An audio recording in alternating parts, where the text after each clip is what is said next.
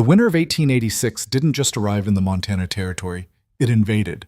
It came down from the mountains like something with teeth, stripping the land bare, turning breath to ice in the lungs, making even the act of living feel like an argument with death itself. Caleb Thorne knew this cold, had known it for months now. It lived in his bones, in the empty spaces of his cabin, in the silence where his brother's voice used to be. He rode into Blackthorn Hollow 3 days after burying what was left of his winter stores. The horse beneath him, a mare named Sable, 17 years old and showing every one of them, moved with the careful steps of an animal that understood its own fragility. Her breath came in ragged clouds. So did his. The trading post squatted at the edge of town like something apologizing for its own existence. Weathered planks, crooked sign, the kind of place that attracted men with nowhere else to go and nothing left to bargain with. Caleb was one of those men now. He'd come for a horse, a working animal, something strong enough to pull a plow through half-frozen ground, to help him drag his dying ranch back from the edge of complete ruin. He had one thing left to trade, his father's rifle, a Winchester 73, the only inheritance that mattered, the only piece of his past that still held value. He tied Sable to the post and stepped inside. The warmth hit him first, then the smell, tobacco, whiskey, unwashed bodies, and something else, something sour that made his stomach turn. The trader was a man named Macklin, thick neck, thicker hands, eyes that calculated worth the way a butcher measures meat. Thorne. Macklin didn't look up from the ledger he was marking. Figured you'd come crawling eventually. Caleb didn't bite. I need a horse. Everyone needs something. Macklin finally raised his head. His gaze dropped to the rifle slung across Caleb's back. That all you got? It's enough. Macklin made a sound somewhere between a laugh and a cough. For what I got, maybe. He jerked his thumb toward the back. Pens are out there. Take a look.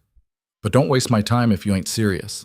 Caleb walked through the store, past shelves of canned goods he couldn't afford, past tools he'd once owned and sold, back for a fraction of their worth. The rear door opened onto a yard enclosed by sagging fence posts. 4 horses stood in the pen. 3 were broken-down nags that wouldn't survive another hard winter. The 4th was better, a gelding, dark brown, strong enough in the chest and legs. Caleb studied it for a long moment. It wasn't what he'd hoped for, but hope was a luxury he'd run out of months ago. He was turning back toward the store when he heard it, a sound. Quiet. Almost nothing. A chain scraping against wood. He stopped. The sound came again. Deliberate. Rhythmic. Caleb moved toward the far corner of the yard, past the horse pen, toward a smaller enclosure he hadn't noticed before. This one was barely a pen at all, just a few posts and a stretch of rope, like something you'd use to contain chickens or sick livestock. That's when he saw her. A girl. No, calling her a girl felt wrong. She was young, maybe 19, maybe 20, but there was nothing of youth in her face. She sat on the frozen ground, her back against a post, wrists bound by a chain that ran through an iron loop driven into the wood. She wore a dress that might have been blue once. Now it was the color of dirt and old blood. No shoes, no coat. Her feet were bare against the snow, red and cracked and beyond shivering. Her hair was long, dark, matted. Her face was turned slightly away, but he could see the bruise along her jaw, the split in her lower lip that hadn't healed right. And her eyes. When she finally looked at him, Caleb felt something crack open in his chest. They weren't the eyes of someone begging. They were the eyes of someone who had already made peace with dying. You buying or staring? Caleb turned. Macklin had followed him out, a cigarette dangling from his mouth. What the hell is this? Caleb's voice came out rougher than he intended. Macklin shrugged. Business. This ain't business. This is legal. Macklin smiled, ugly and knowing. Yeah, it is. Girl's got debt. Debt gets paid, one way or another. Debt. Caleb looked back at her. She hadn't moved, hadn't reacted to the conversation at all. What kind of debt? The kind that don't concern you. Macklin flicked ash into the snow. Unless you're interested. I came for a horse, and I got horses, but I also got her. Macklin stepped closer, lowered his voice like he was sharing a secret. Tell you what, Thorne, You seem like a man who could use help around a ranch. She works, keeps quiet, won't give you trouble. Caleb's jaw tightened. I don't need that rifle of yours. Macklin cut him off. It'll get you the gelding. Maybe. But it won't get you through the spring. Not alone. You and I both know that. The worst part was that Macklin was right. Caleb had been running the ranch alone since Thomas died. Every day was a fight against exhaustion, against time, against the simple mathematics of one man trying to do the work of three. He was losing, had been losing for months. But this? He looked at the girl again. She was watching him now. Not with hope, not with expectation, with recognition, like she'd already seen how this would end. She got a name? Caleb heard himself ask. Willow. Macklin said it like it didn't matter. Had it since someone dropped her off 6 months back. Payment for a gambling debt, if you believe that. Been trying to move her since. Move her? Caleb repeated the words slowly. Like livestock. Like property. Macklin's tone didn't change. Which is what she is, legally speaking. Caleb felt something hot and sick rising in his throat. He'd seen ugly things in his life. Had done a few himself back during the war. But this? This was different. This was cruelty dressed up as commerce. How much? The words came out before he could stop them. Macklin's eyebrows rose. For her? How much? The trader studied him for a long moment, then smiled. The rifle. And that mare you rode in on. That mare's worth... Not much, I know. Macklin shrugged. But you asked the price, that's it. Caleb's hands curled into fists. That's everything I got. Then I guess you gotta decide what matters more. Macklin turned, started walking back toward the store. Think on it, I'll be inside. Caleb stood in the snow, the cold wind cutting through his coat, and tried to remember the last time he'd made a decision that wasn't about survival. Couldn't. Everything for the past year had been about keeping the ranch, keeping himself alive, keeping Thomas's memory from disappearing into the same dirt that covered him. But this, he looked at the girl. Willow. She hadn't moved, hadn't spoken. Her eyes were closed now. Maybe she was praying. Maybe she was just trying to disappear into herself, to go somewhere that didn't hurt. Caleb knew that place. He'd been there himself. He walked over to her slowly, stopped a few feet away. Hey. Nothing. I'm talking to you. Her eyes opened, flat, exhausted. You understand what's happening here? Caleb kept his voice low. What he's selling. For a long moment she didn't answer, then, so quietly he almost missed it. Yes. And you're... He stopped. Didn't know how to finish the question. I'm waiting. Her voice was hoarse, raw, like someone who'd screamed until there was nothing left. Same as always. Waiting for what? She looked at him then, really looked at him. For it to be over. The words hit him harder than a fist. Caleb crouched down, brought himself to her level. Listen to me. I got a choice to make. I can walk out of here with a horse, or I can... take me instead. He stopped. What? Take me instead. She said it again, stronger this time.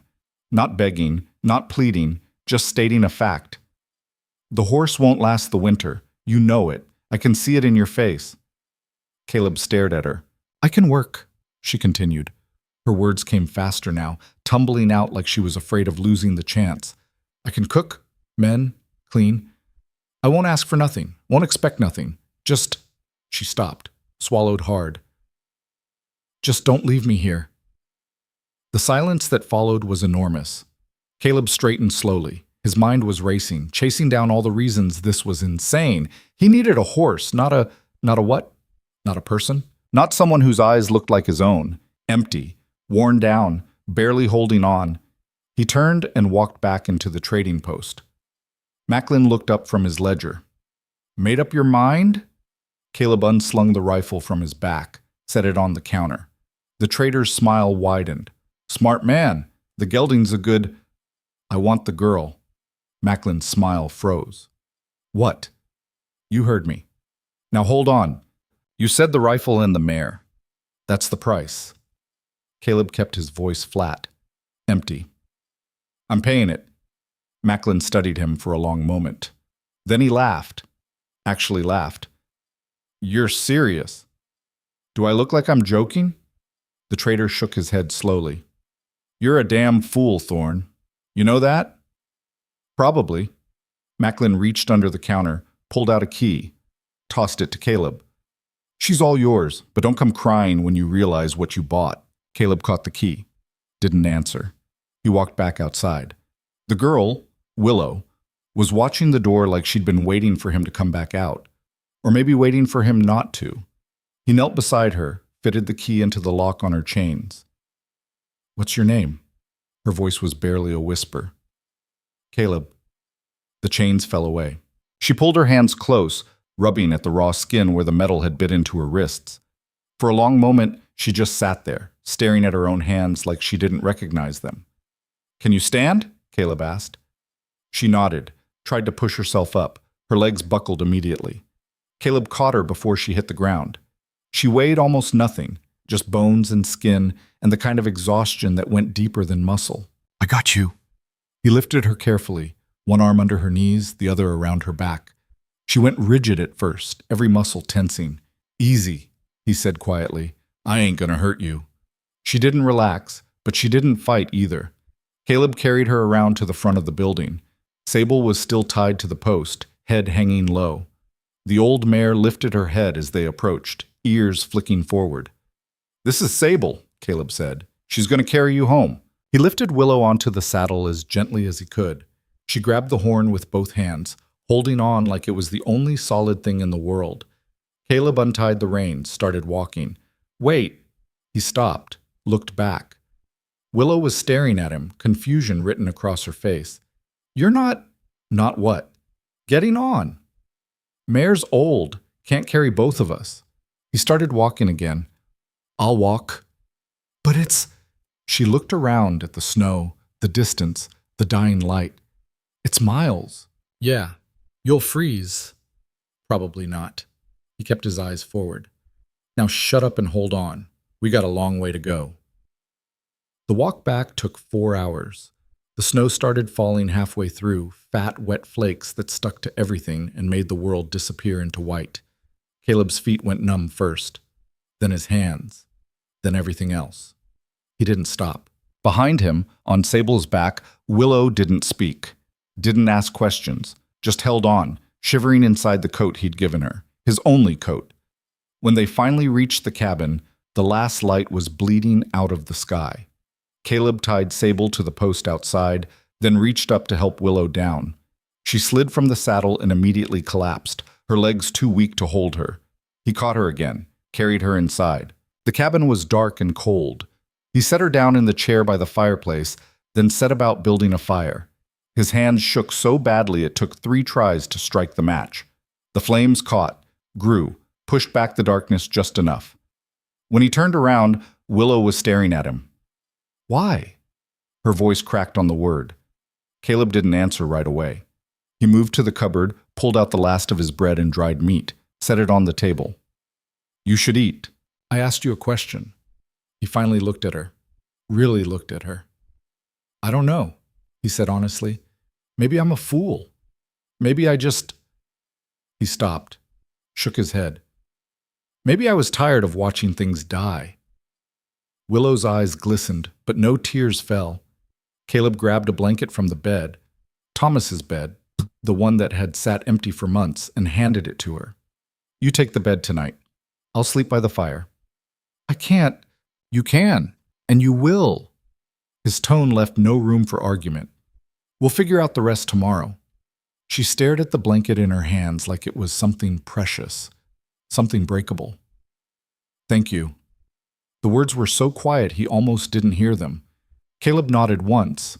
Then he turned away, busying himself with the fire, because if he kept looking at her, at the gratitude and confusion and fear all mixed together in her face, he was going to say something stupid. Something like, I know what it's like to be left behind, or I know what it's like to wake up wishing you hadn't, or maybe we can keep each other alive just for a little while. But he didn't say any of that. He just fed the fire and listened to her move slowly toward the bed, the old boards creaking under her weight. After a while, her breathing changed, deepen, sleep, or something close to it. Caleb sat by the fire and stared into the flames and tried not to think about the rifle he'd traded away. The only weapon he had left. The only protection. Tried not to think about the ranch that was still dying. Tried not to think about Thomas, buried out there in the frozen ground, who would have called him 6 kinds of fool for what he'd just done. But mostly, he tried not to think about the look in Willow's eyes when she'd asked him to take her instead. That look that said, "I'm already dead. I'm just waiting for my body to figure it out." He knew that look, had seen it in his own reflection more times than he could count. Outside, the wind picked up. Snow hissed against the windows, the fire crackled and popped. And in the small, cold cabin at the edge of nowhere, 2 people who had nothing left tried to figure out what came next. He said, morning came gray and reluctant. Caleb woke to the smell of coffee. He sat up fast, disoriented, hand reaching instinctively for the rifle that wasn't there anymore. Willow stood by the stove, her back to him. She'd found his spare shirt, Thomas's shirt, and put it on over her ruined dress. It hung on her like a tent, sleeves rolled up 6 times. "Didn't mean to wake you." She didn't turn around. Caleb rubbed his face. "How long you been up?" "A while." He stood slowly, every muscle protesting. The floor was freezing against his feet. He'd slept in his boots, but somehow they'd come off during the night. Willow poured coffee into 2 tin cups, handed him one. "Found your stores," she said. "Ain't much." "Yeah, I know." She finally looked at him. Her face was still bruised, still marked by whatever hell she'd been through. But there was something different in her eyes this morning. Not hope. Not yet. But maybe the absence of complete despair. "What do you need me to do?" she asked. Caleb took a sip of coffee. It was weak. They were running low on everything. "You don't have to—" "Yes, I do." She said it firmly. "You paid for me. That means I work. I didn't pay for you." The words came out harder than he meant them to. "I paid to get you out of there. That's different." She studied him for a long moment. "Is it?" "Yeah, it is." "Then what am I?" The question hung between them like smoke. Caleb set down his cup. "You're someone who needs a place to be. And I got a place. That's all." "That's all?" She repeated it slowly, like she was testing the words for truth. "Yeah."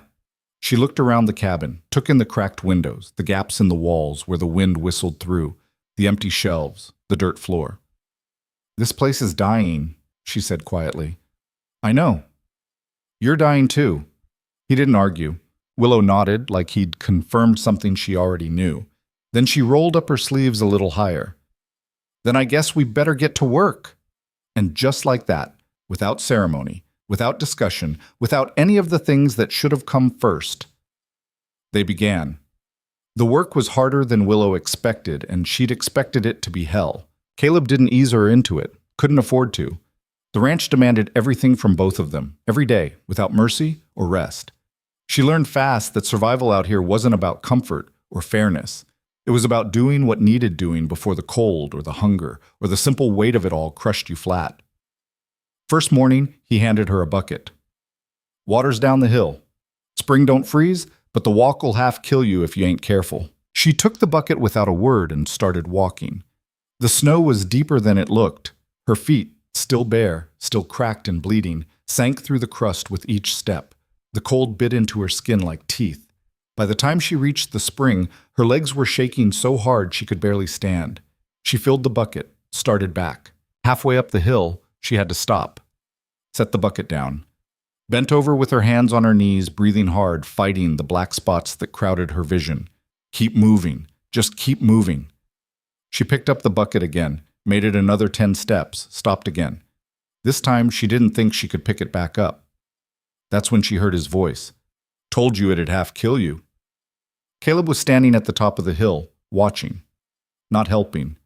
Just watching. Willow wanted to scream at him, wanted to throw the bucket down the hill and tell him to get his own damn water, but she didn't. She just grabbed the handle, gritted her teeth, and kept walking. When she finally reached the cabin, her hands were so numb she dropped the bucket.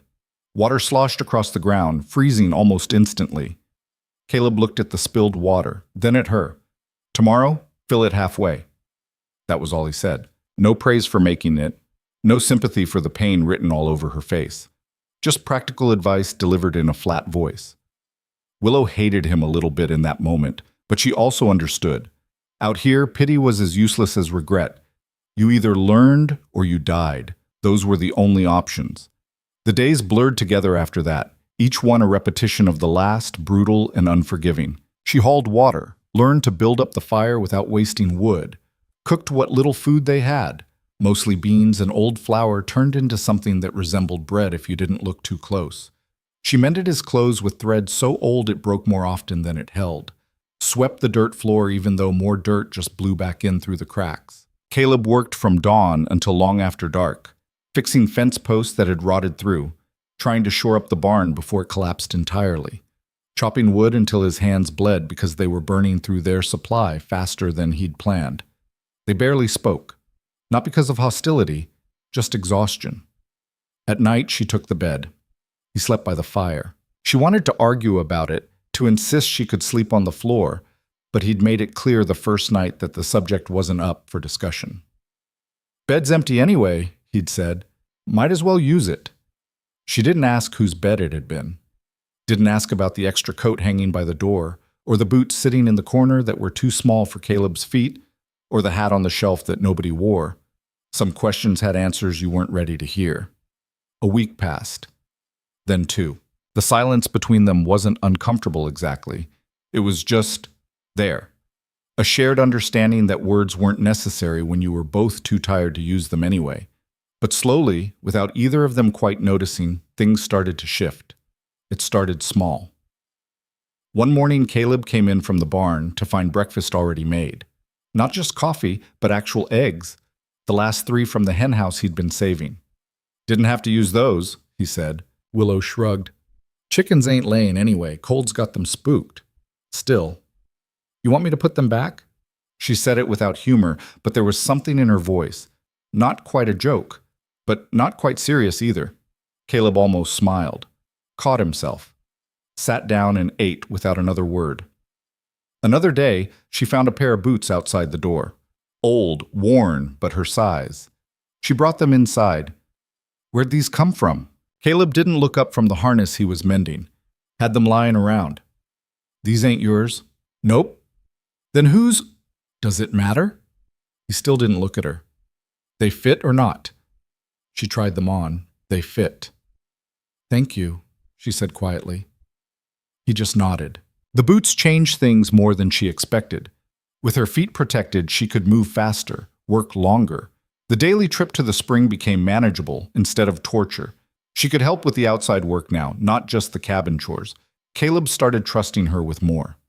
"Need you to check the traps," he said one morning. "Got 3 set up near the eastern fence. You remember how to tell if something's in them? You never showed me.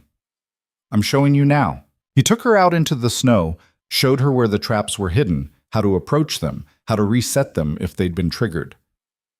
"You see tracks bigger than a rabbit," he said. "Don't go near it. Come get me." "What kind of tracks?" "Wolf, bear, anything that might still be alive and angry." She looked at him. "You got a gun?" His jaw tightened. "No." "Then what would you do if I came to get you?" Something stupid, probably. It was the closest thing to a joke she'd heard from him. That night, one of the traps had a rabbit. She brought it back, held it up like a trophy. Caleb took it without comment, showed her how to skin it, how to save the pelt, how to cook the meat so it didn't taste like boot leather. They ate well that night, better than they had in weeks. Afterward, sitting by the fire, Caleb spoke. "You're doing good." Willow looked up, surprised. It was the first real compliment he'd given her. "I'm trying." "I know." He poked at the fire with a stick. "I know you are." Silence settled again, but this time it felt different. Less like 2 strangers forced together. More like 2 people learning to exist in the same space. "Can I ask you something?" Willow's voice was quiet. Caleb tensed slightly. "Depends what it is." "The bed I'm sleeping in, whose was it?" He was quiet for so long she thought he wasn't going to answer. Then, "My brother's." "What happened to him?" "He died." "How?" Caleb's hands tightened on the stick. "Fever. Last winter. Nothing I could do." Willow nodded slowly. "Sorry." "Yeah, me too." He stood up abruptly, grabbed his coat. I'm going to check on Sable. He was gone before she could respond. She sat by the fire alone, staring at the flames, and understood that she wasn't the only one carrying ghosts. The next few weeks brought a rhythm they both settled into without discussing it. Mornings started with coffee and whatever breakfast they could scrape together. Then work. Always work. Caleb handled the heavy repairs, the fence lines, the animals. Willow took care of the cabin, the cooking, the smaller tasks that kept them from falling apart at the seams. They spoke more now. Not conversations, really. More like exchanges of necessary information. Fence on the north side's down again. I'll get to it after I finish the firewood. We're out of salt. I know. When's the next supply run? When we got something to trade. Which meant not any time soon. The supplies dwindled steadily. The flour ran out first, then the coffee, then the beans. They were living on rabbit when they could catch it, and not much else. Willow watched Caleb growing thinner, saw the way he'd serve her more food than he took for himself, saw the way his clothes hung looser every day. One night, she put half her portion back on his plate. I ain't hungry. Yes, you are. Caleb, eat it. We're supposed to be splitting things equal. We are. No, we ain't. You keep giving me more.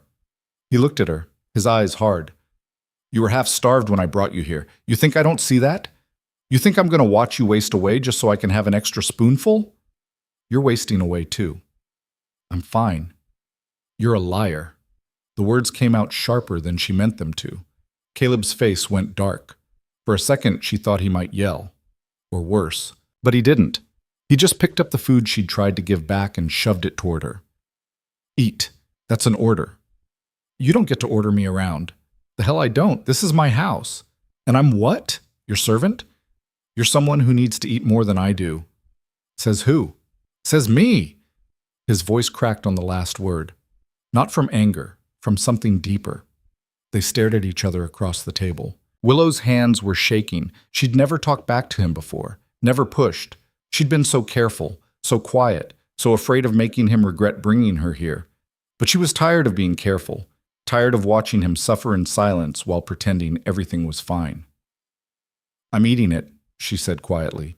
If you eat yours too. All of it. Or neither of us eat. Those are the options. Caleb's jaw worked. Then slowly he nodded. They ate in silence. But it was a different kind of silence now. That night, after Caleb had gone outside to check the animals, Willow lay in bed and thought about the past few weeks. She'd expected him to use her. That's what men did. That's what she'd learned in the months before he found her. But Caleb hadn't touched her, hadn't made demands, hadn't even looked at her the wrong way. He just existed alongside her, like she was another piece of the ranch that needed tending. Nothing more, nothing less. She didn't know what to do with that. Didn't know if she should be grateful or insulted. Mostly, she was confused. The door opened and Caleb came back in, bringing a gust of freezing air with him. Storm's coming, he said. Big one by the look of it. Willow sat up. How big? Big enough we're going to want to bring Sable into the barn. Maybe board up that window that keeps rattling. When's it hitting? Tomorrow, maybe tonight. They worked fast after that. Caleb moved Sable into the barn, made sure she had enough hay and water to last a few days if they couldn't get to her. Willow found old boards and nails, helped him cover the weakest window. By the time they finished, the wind was already picking up. The temperature had dropped 10 degrees in an hour.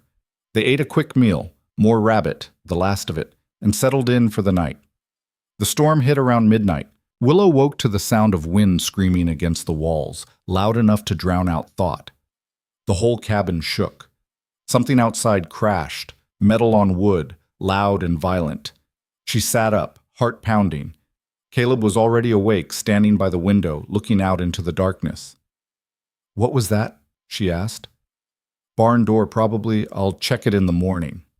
What if it's, ain't nothing we can do about it now? He turned back to the fire, added another log. Go back to sleep. But neither of them did. They sat by the fire instead, listening to the storm tear at the world outside, and waited for dawn. It came slowly, gray and brutal. When there was enough light to see, Caleb pulled on his coat. Stay inside. I'm coming with you. No, you ain't. Yes, I am. He looked at her. Willow, you go out there alone and something happens to you, I'm dead too. You know that? So I'm coming. He wanted to argue. She could see it in his face, but he didn't. Fine, but stay close. They stepped outside together. The world had disappeared into white. The snow was waist-deep in places, drifted higher in others. The wind still howled, though not as viciously as it had during the night. The barn door was hanging by one hinge, swinging wild. "Sable!" Caleb shouted, already running. Willow followed, fighting through the snow. They reached the barn and pushed inside. Empty. The mare was gone. Caleb spun, scanning the snow for tracks. Found them almost immediately, heading east toward the ravine. "No." His voice was barely audible. "No, no, no!" He took off running. Willow ran after him. "Caleb, wait!" But he wasn't waiting, wasn't stopping. The tracks led through the trees, down the slope, straight toward the ravine where the ground dropped away into nothing. Willow's lungs burned. Her legs screamed. But she kept running. She saw Caleb ahead of her, saw him stop suddenly at the edge of the trees. And then she saw why. Sable was there, standing at the very edge of the ravine. One more step and she'd go over. The mare was wild-eyed, panicked. The storm had spooked her bad. "Easy," Caleb was saying, his hands out, his voice low. "Easy, girl. It's me." He took a step forward. Sable reared, hooves flashing. Caleb froze. "Don't move," he said to Willow, without looking back. "If she spooks again." But Willow wasn't listening. She was moving, past Caleb, toward the mare. "Willow, don't—" She ignored him, walked slowly, hands out, making herself as small and unthreatening as possible. "Hey," she said softly. "Hey, beautiful. It's okay. Nobody's gonna hurt you." Sable's ears flicked toward her. "That's right. You know me.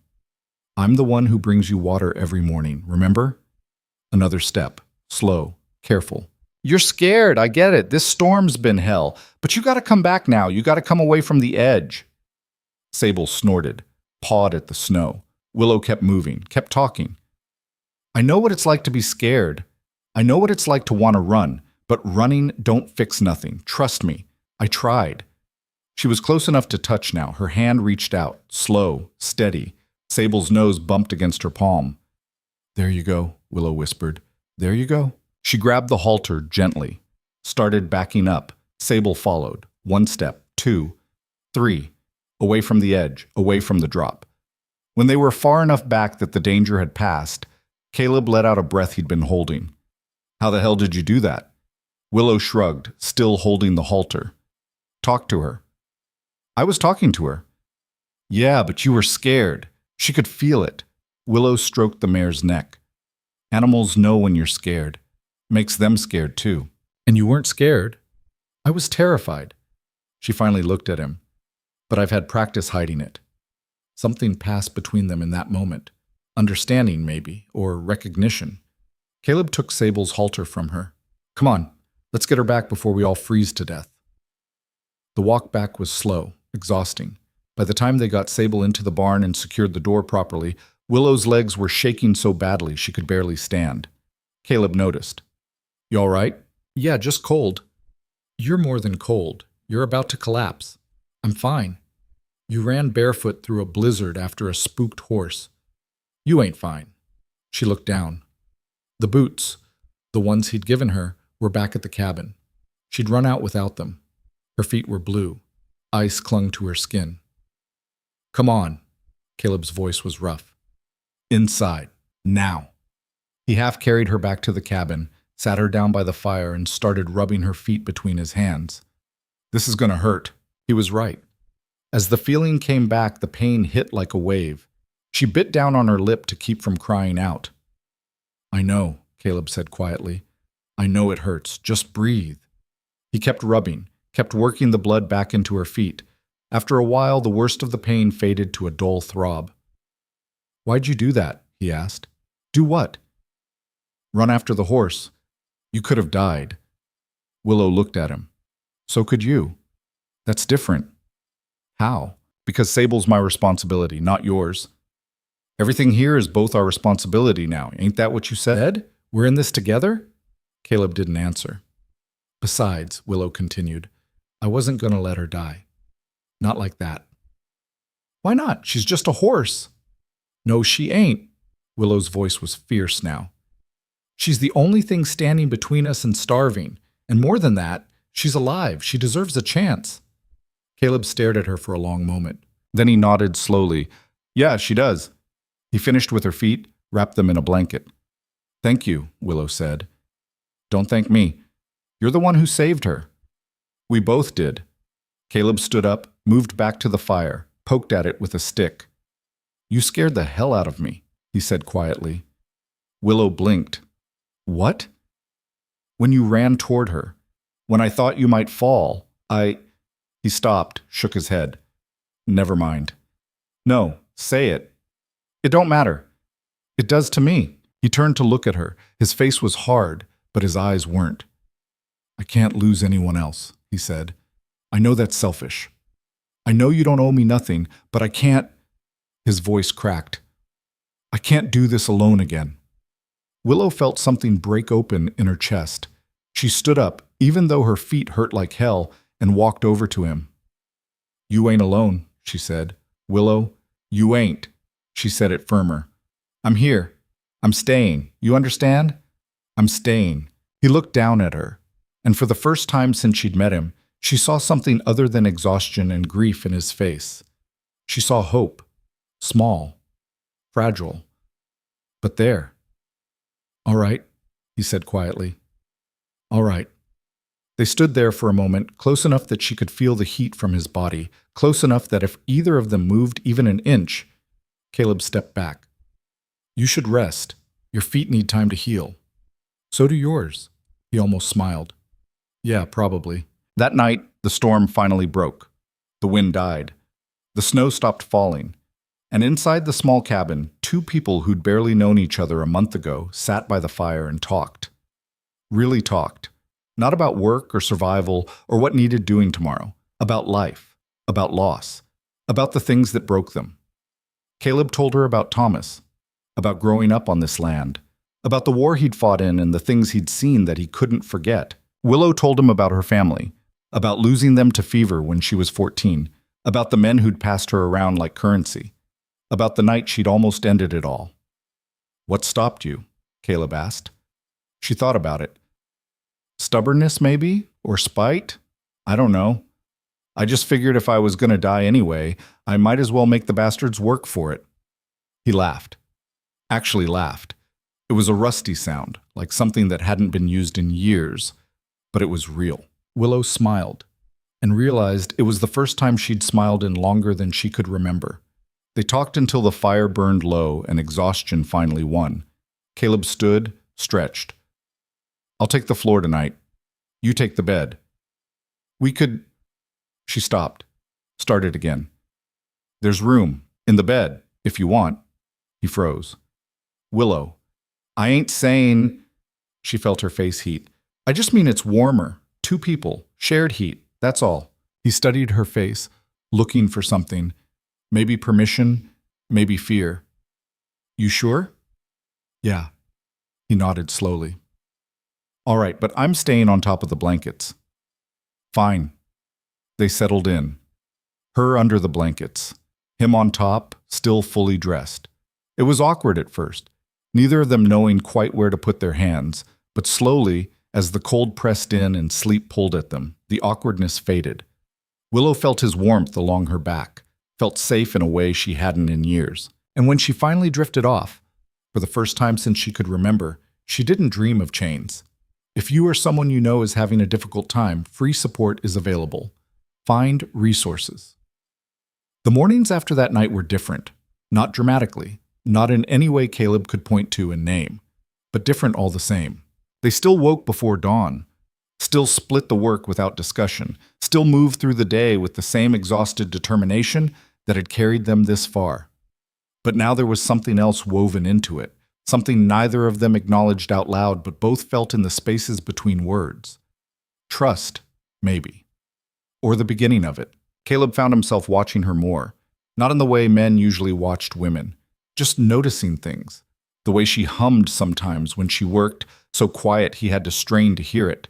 The way she always checked on Sable first thing every morning, running her hands along the mare's neck like she was making sure she was still real. The way she saved the best pieces of firewood for the coldest part of the night, thinking ahead in ways he'd stopped doing months ago. She was thinking about survival, not just hers, theirs. It did something to him, realizing that. One morning, about a week after the storm, Caleb was outside splitting wood when he heard her scream. He dropped the axe and ran, found her in the cabin, standing in the corner, staring at something on the floor. What happened? She pointed, her hand shaking. There. A snake. Small, dark, coiled near the woodpile. Caleb grabbed the shovel leaning by the door and killed it in one quick motion. Scooped up the body and tossed it outside. When he turned back, Willow was still pressed against the wall, breathing hard. It's dead, he said. I know. So why are you still... He stopped, looked at her face, saw something there that wasn't just fear of a snake. Willow? I'm fine.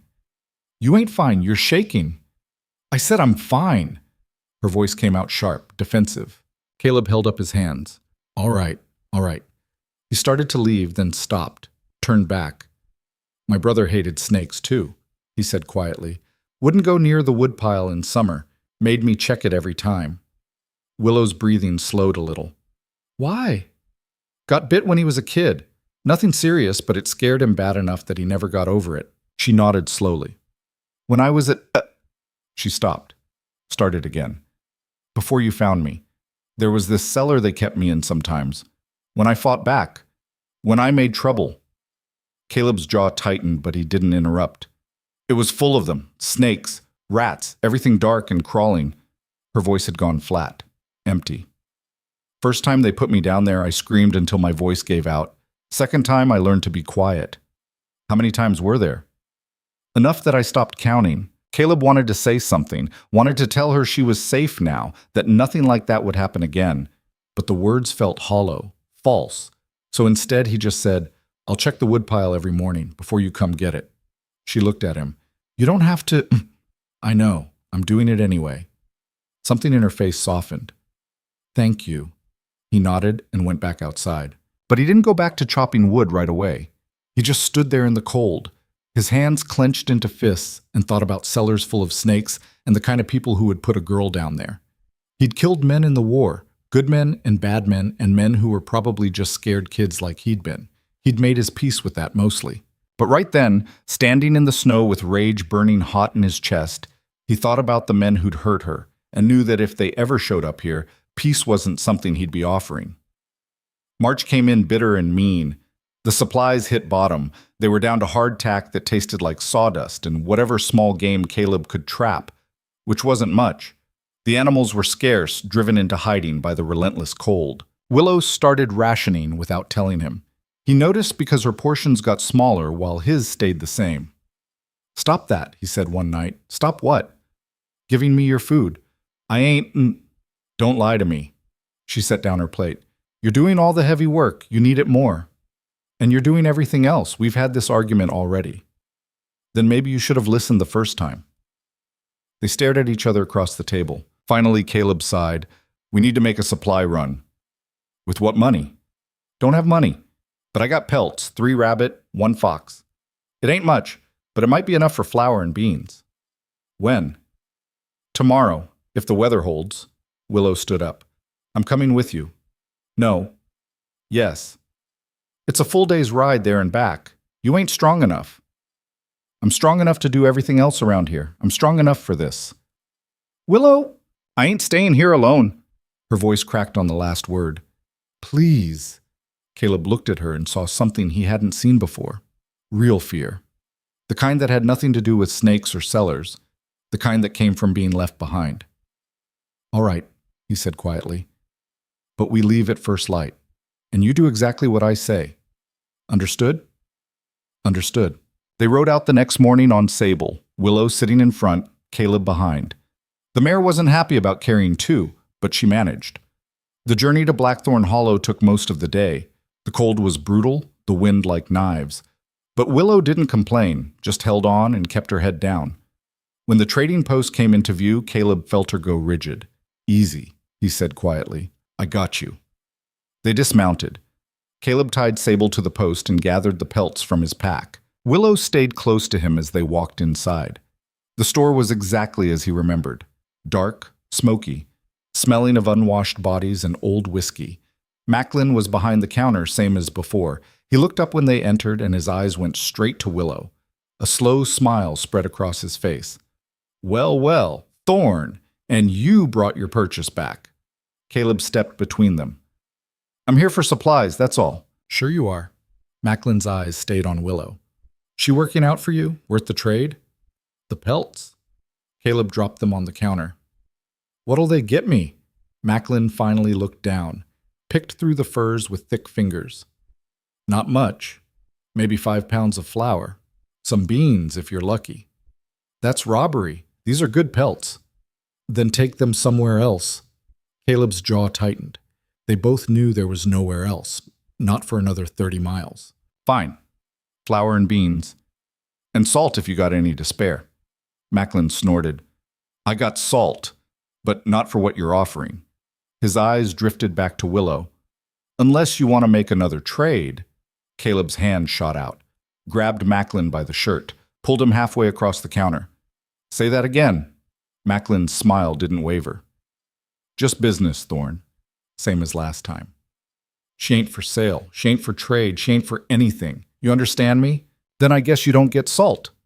Caleb wanted to hit him, wanted to wipe that smile off his face with his fist, but he couldn't afford to get thrown out, couldn't afford to lose access to the only trading post for 50 miles.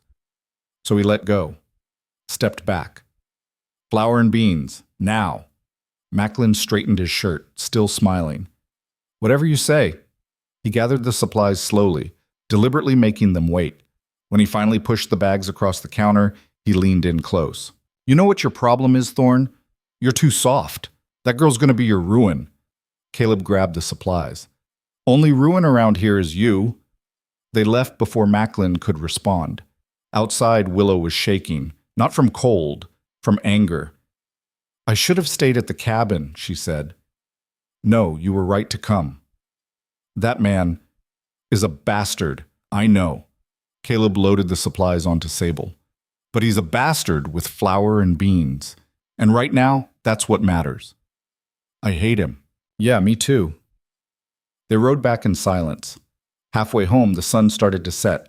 The temperature dropped even further. Caleb felt Willow shivering against him. You all right? Just cold. He pulled her closer, trying to share what little warmth he had. Not much further. Caleb? Yeah? Why'd you grab him like that? When he said... She stopped. Because nobody talks about you that way. Not while I'm breathing. She was quiet for a moment. Then, so softly he almost missed it. Nobody's ever done that before. Stood up for me like that. Well, somebody should have. They made it back to the cabin just as full dark hit. Inside, Caleb built up the fire while Willow put away the supplies.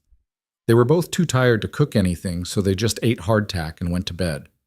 Caleb took his usual spot on top of the blankets. Willow settled underneath.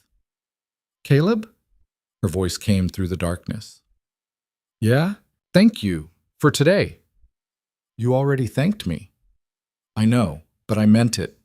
He didn't know what to say to that, so he just said, get some sleep. But sleep didn't come easy that night. Caleb lay awake, staring at the ceiling, thinking about Macklin's words. That girl's gonna be your ruin. Maybe he was right. Maybe bringing Willow here had been the stupidest thing Caleb had ever done. Maybe he should have just taken the horse and left her to whatever fate awaited. But even thinking it made him feel sick. Because the truth was, having her here had changed things. Changed him. He wasn't just surviving anymore. He was living, or trying to. And if that made him soft, then so be it. The weeks that followed were harder than anything that had come before. The cold didn't break. If anything, it got worse. The supplies from the trading post ran out faster than expected. The traps stayed empty. The ranch continued its slow collapse. Caleb started talking about selling the land. Ain't worth nothing, Willow said. It's worth something to somebody. Who? Nobody wants frozen dirt in a falling down cabin. Then what do you suggest? She didn't have an answer. Neither did he. One night, they were sitting by the fire, trying to make a meal out of nothing, when they heard it. Hoofbeats. Caleb was on his feet instantly. Stay here. What's... I said stay here. He grabbed the shovel, the closest thing to a weapon he had, and stepped outside. A rider was approaching through the snow.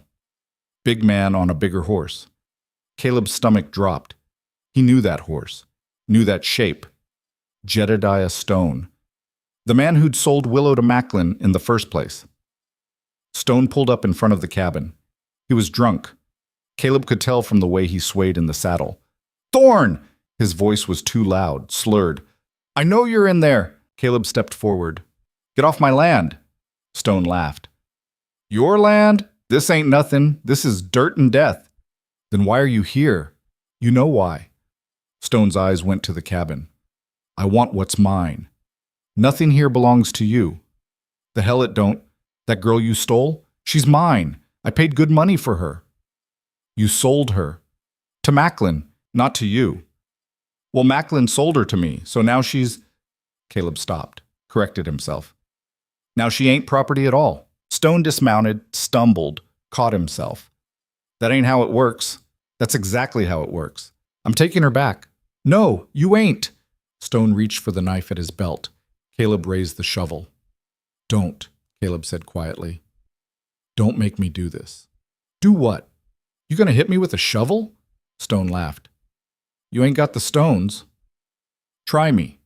They stood there in the snow, two men on the edge of violence, waiting to see who would move first. That's when the door opened. Willow stepped out. No, Caleb shouted. Get back inside. But she didn't. She walked forward, stopped beside Caleb. Stone's eyes lit up. There you are. I ain't going with you, Willow said. Her voice was steady, strong. Wasn't asking. I don't care what you were doing. The answer's no. Stone took a step forward. You don't get to say no. She just did, Caleb said. This ain't your business, Thorn. Yeah, it is. Stone's hand tightened on the knife. I'm going to give you one chance. Step aside. Let me take what's mine, and we'll forget this ever happened. Not a chance in hell. Then you're a dead man. Stone lunged. Caleb swung the shovel, connected with Stone's shoulder, heard something crack. Stone howled, dropped the knife, fell to his knees. Caleb stood over him, shovel raised. Leave, he said, and don't come back. You broke my arm. Could have been your skull. Be grateful it wasn't. Stone struggled to his feet, cradling his arm. This ain't over. Yeah, it is. Stone staggered back to his horse, managed to pull himself into the saddle with his good arm. You're going to regret this, he spat. I regret a lot of things. This ain't one of them. Stone rode off into the darkness, cursing and swearing the whole way. When he was gone, Caleb lowered the shovel. His hands were shaking. You all right? Willow's voice was quiet. Yeah, you? Yeah. They stood there for a moment, neither of them moving. Then Willow said, You could have killed him. I know. Why didn't you? Because then I'd be no better than him. She looked at him for a long moment. Most men wouldn't have stopped. I ain't most men. No, you ain't. They went back inside. Caleb barred the door, checked the windows, put the shovel within easy reach. You think he'll come back? Willow asked. Maybe, maybe not. Caleb sat down heavily. But if he does, I'll be ready. You can't stay awake forever. Then I'll sleep in shifts. Caleb, I ain't letting him take you. He said it fiercely, absolutely. I don't care what I gotta do. He ain't taking you. Willow sat down beside him, close enough that their shoulders touched. I believe you, she said quietly. They stayed like that for a long time, not talking, just sitting together in the firelight, listening to the wind and waiting for dawn. The next few days were tense. Caleb barely slept. He kept the shovel close, jumped at every sound, checked the perimeter constantly. Willow tried to keep things normal, kept cooking, kept working, kept pretending everything was fine. But they both knew it wasn't. Stone could come back any time, could bring others with him, could burn the whole place down while they slept. The fear was exhausting. On the fourth night, Caleb finally crashed, fell asleep by the fire despite his best efforts to stay awake. Willow covered him with a blanket. sat beside him, and kept watch. Around midnight, she heard it again. Hoofbeats. Her heart stopped. She grabbed the shovel, moved to the window. A rider was approaching. But it wasn't Stone. It was someone smaller, riding hard. The rider pulled up, dismounted, pounded on the door. "Thorn, open up!" Willow recognized the voice. It was a boy from town, maybe 15. She'd seen him at the trading post. She opened the door a crack. "What do you want?" The boy was breathing hard. "Is Thorn here?" "He's asleep." "Wake him. It's important." Caleb was already awake. He appeared behind Willow, shovel in hand. "What's going on?" "It's Stone," the boy said. "He's at the saloon, drunk off his ass, telling everyone about the girl you stole. Says he's coming back tomorrow with men to take her." Caleb's face went hard. "How many men?" "Don't know, but enough." "Who sent you?" "Nobody. I just thought—" The boy looked at Willow. "I thought you should know." Caleb pulled out his last coin, pressed it into the boy's hand. "Thank you." The boy nodded and rode off. Caleb closed the door, turned to Willow. "We need to leave," he said. "Leave? And go where?" "I don't know. Anywhere that ain't here." "This is your home. It's a dying ranch and a falling down cabin. It ain't worth dying for. It's worth fighting for. Not against 6 or 7 armed men. We wouldn't last an hour." Willow grabbed his arm. "Then what was all that talk about not letting him take me, about being ready? That was before I knew he was bringing an army. So what? We just run? Forever? If that's what it takes." "No," she said it firmly. "I'm done running. Willow, I ran for years. It didn't save me. It just made me more tired." She stepped closer. "You want to go? Fine. Go. But I'm staying." Caleb stared at her. "You'll die. Maybe. Or maybe I'll finally stop being afraid." "That's the stupidest thing I've ever heard."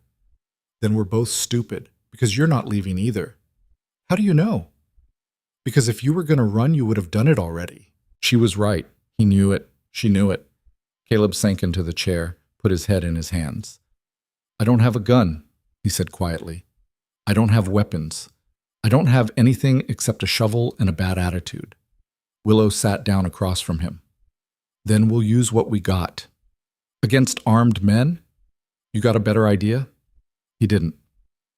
They sat in silence for a long time. Finally, Caleb looked up. "If we're doing this, we're doing it smart. No heroics, no stupid risks. All right, we fortify the cabin, board up the windows, make it so they can't get in easy. What else? We set traps, around the perimeter. Nothing deadly, just enough to slow them down. And then? And then we hope it's enough." They worked through the night, boarded up the windows from the inside, leaving just small gaps to see through, moved furniture against the door, set tripwires around the cabin using rope and bells so they'd hear anyone approaching. By dawn, they were exhausted. But the cabin was as secure as they could make it. Caleb checked the perimeter one last time, came back inside. "Now we wait," he said. Willow nodded. They sat together by the fire, neither of them speaking, both of them listening to the silence outside and wondering when it would break. They came at noon, not dawn like Caleb expected, not under cover of darkness. They came in broad daylight, bold as brass, like they had every right in the world to be there. 6 riders. Maybe 7. Hard to tell through the gap in the boards. Caleb and Willow heard them before they saw them. The bells on the tripwires started ringing, one after another, like some broken kind of music. "Here we go," Caleb said quietly. He picked up the shovel. It felt pathetic in his hands, but it was all he had. Willow stood beside him, holding the iron poker from the fireplace. Her knuckles were white around the handle. "Remember what we talked about," Caleb said. "You stay back. You don't come out unless I say so. We've been through this. I'm saying it again. And I'm ignoring it again." He wanted to argue. Didn't have time. The riders pulled up outside the cabin. Caleb recognized Stone immediately, his arm in a makeshift sling.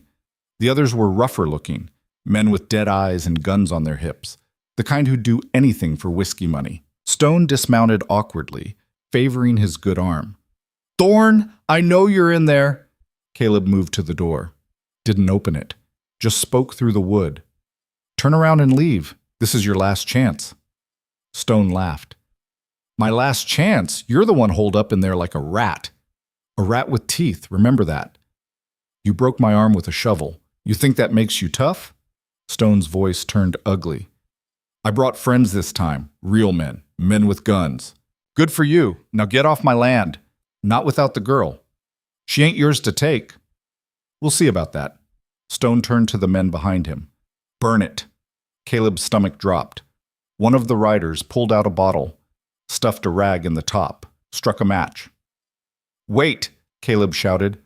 The rider hesitated. You burn this cabin. You get nothing, Caleb said. Girl dies in the fire. You go home empty-handed. Stone considered this. Then come out, both of you. Hands where we can see them. Not a chance. Then we wait you out. You got food in there? Water? We got all the time in the world. He was right. They could last maybe 2 days, 3 if they stretched it, but eventually thirst would drive them out. Caleb looked at Willow. She was staring at the door like she could see through it. What do we do? She whispered. I don't know. Yes, you do. He looked at her. What's that supposed to mean? You always know what to do, even when it's stupid. She said it without humor, without judgment, just fact. Caleb turned back to the door. His mind was racing, trying to find an angle, a way out that didn't end with both of them dead or worse. That's when he heard it.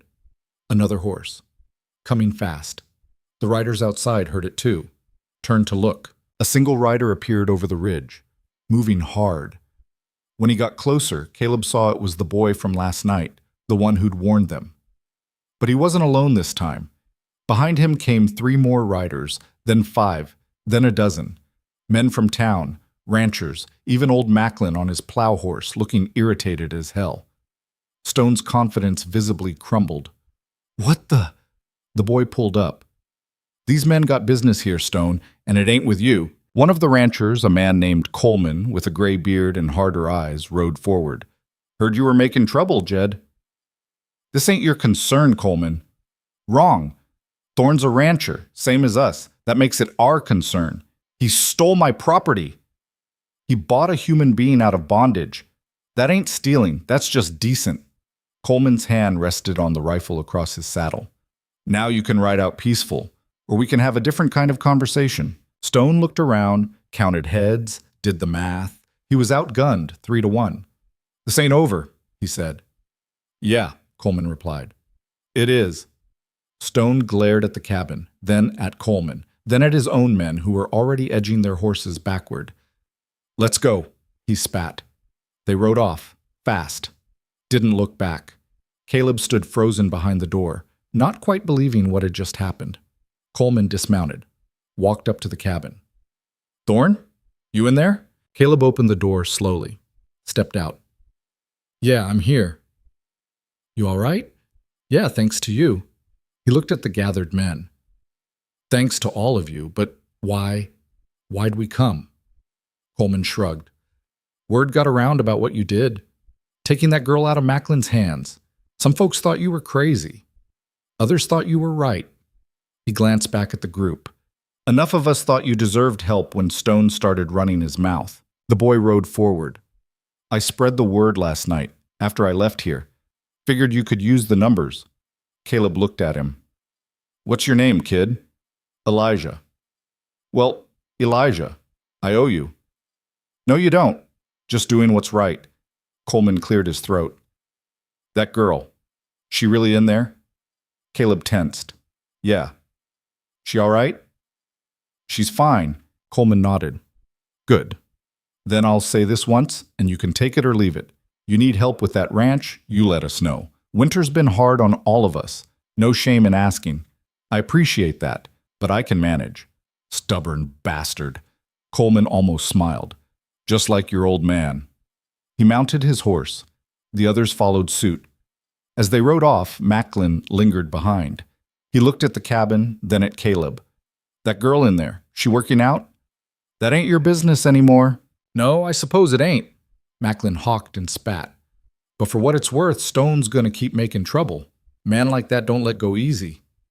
I'll handle it. Will you? With what? You got no gun? No money? No nothing? I got enough. Macklin shook his head. You're a fool, Thorne. But maybe that ain't the worst thing to be. He rode off after the others. Caleb stood there until they were all gone, until the silence came back.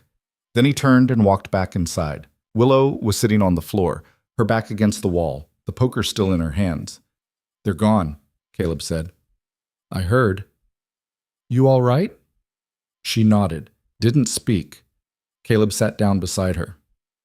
We got lucky. That wasn't luck. That was people choosing to help. Same thing. No, it ain't. She finally looked at him. Luck's random. That was deliberate. He didn't know what to say to that. They sat in silence for a while. The adrenaline was wearing off, leaving them both hollow and exhausted. Finally, Willow spoke. Macklin was right. Stone's gonna come back. Maybe. Not maybe. Definitely. Men like him don't stop. Then we'll deal with it when it happens. How? I don't know. The words came out harsher than he meant. I'm making this up as I go, all right? I don't have answers. I don't have a plan. I'm just trying to keep us alive one day at a time. Willow studied his face. You're scared. Yeah, I'm terrified. Of Stone. Of failing. Of getting you killed. Of... He stopped, rubbed his face. Of everything. She reached over, took his hand. He looked down at their joined hands like he'd never seen such a thing before. I'm scared too, she said quietly, but at least we're scared together. Caleb laughed. It was a bitter sound. That's supposed to make me feel better? I don't know, does it? He thought about it. Yeah, a little bit. They stayed like that until the light started to fade. Then they got up, unboarded the windows, put the cabin back to some semblance of normal. That night, they didn't talk much. Just went through the motions of eating and cleaning up and preparing for bed. But when Willow settled under the blankets and Caleb moved to take his spot on top of them, she stopped him. Don't. He froze. What? Just... She pulled back the blankets. Get under. It's cold. And I'm tired of pretending it makes sense for you to freeze. Willow, please. He hesitated, then climbed under the blankets beside her. They lay there in the dark, not touching, both acutely aware of the other's presence. After a while, Willow spoke. Can I ask you something? Yeah. Why'd you really bring me here? Caleb was quiet for a long time, long enough that she thought maybe he'd fallen asleep. Then, you asked me that once before. I gave you an answer. I know, but I want the real one. That was the real one. Was it? He turned his head to look at her. In the darkness, he could just make out the shape of her face. I saw you chained to that post, he said slowly, and I saw myself, not literally, but close enough. I saw what it looks like when someone's given up, when they're just waiting to die because dying seems easier than fighting. And I guess I wasn't ready to watch someone else disappear like that, not when I could do something about it. So you saved me. No, I gave you a chance to save yourself. There's a difference. Willow was quiet. Then she moved closer. Not much, just enough that her shoulder touched his. Nobody's ever given me a chance before, she said. They just took. Over and over until there was nothing left to take. I'm sorry. Don't be. It made me who I am. And who's that? Someone who don't quit. Someone who's done being afraid. She paused. Someone who's maybe ready to start living instead of just surviving. Caleb felt something shift in his chest. Yeah? Yeah. They fell silent again, but this time the silence felt different, warmer, like something had been said without words. Eventually, they both drifted off. And for the first time in longer than either could remember, they slept through the whole night without nightmares. The days after that were strange. The threat of Stone lingered like a bad smell, but life had to continue. Work had to be done. The ranch wouldn't fix itself. But something had changed between them, something fundamental. They talked more now. Not just about work or supplies or what needed doing, real conversations, about life before, about hopes they'd stopped admitting they had, about what came next. One morning, Caleb was fixing the barn door when Willow came out with coffee. "You've been out here 2 hours," she said. "Thought you might need this." He took the cup gratefully. "Thanks." She lingered, watching him work. "What?" he asked. "Nothing, just thinking." "About?" "About how different this is." "Different how?" "From before." "From—" She gestured vaguely. "Everything." Caleb took a sip of coffee. "Different good or different bad?" "Good. Mostly." She sat down on an overturned crate. "It's just strange. Being somewhere I don't want to run from." "You thought about running?" "Every day at first, even now sometimes. Old habits." "What stops you?" She looked at him. "You do." The words hung in the air between them. Caleb set down his coffee. "Willow, I ain't saying this to make you uncomfortable. I'm just being honest." She picked at a thread on her dress. "You gave me something I didn't think existed anymore. Safety. Not just physical, the other kind. The kind where you can breathe without wondering what's going to hurt you next." Caleb didn't know what to say, so he just nodded. "Plus," Willow added, lighter now, "you cook terrible. Someone's got to stay and make sure you don't starve." He almost smiled. "My cooking ain't that bad." "Yes, it is." "Name one thing. That stew you made last week tasted like boiled leather." "It was fine." "It was not fine. Sable wouldn't even eat it." "Sable's picky," Willow laughed. Actually laughed. The sound surprised them both. Caleb realized he'd never heard her laugh before. Not like that. Not real and unguarded and free. "What?" she asked, seeing his expression. "Nothing. Just—" He shook his head. "Nothing." But it wasn't nothing. It was everything. A week later, Caleb made a decision. He didn't tell Willow where he was going, just said he had business in town and would be back before dark. "Want me to come?" she asked. "No, you stay here. Rest. You've been working too hard." She wanted to argue, but saw something in his face that stopped her. "All right, be careful." "Always am." He rode Sable into Blackthorn Hollow, went straight to the store. Macklin looked up when he entered. "Thorn. Twice in 1 month." "I'm honored." "I need something." "Don't you always?" Caleb pulled out a small leather pouch, opened it. Inside were 3 gold coins, the last money he had in the world, his emergency fund, the thing he'd been saving for when everything fell apart. He set them on the counter. Macklin's eyebrows rose. "Where'd you get—" "Don't matter where I got it. What matters is what it'll buy." "Which is?" "Something for Willow." Macklin studied him for a long moment. Then he smiled. Not his usual ugly smile, something almost human. "Finally figured it out, did you?" "Figured what out?"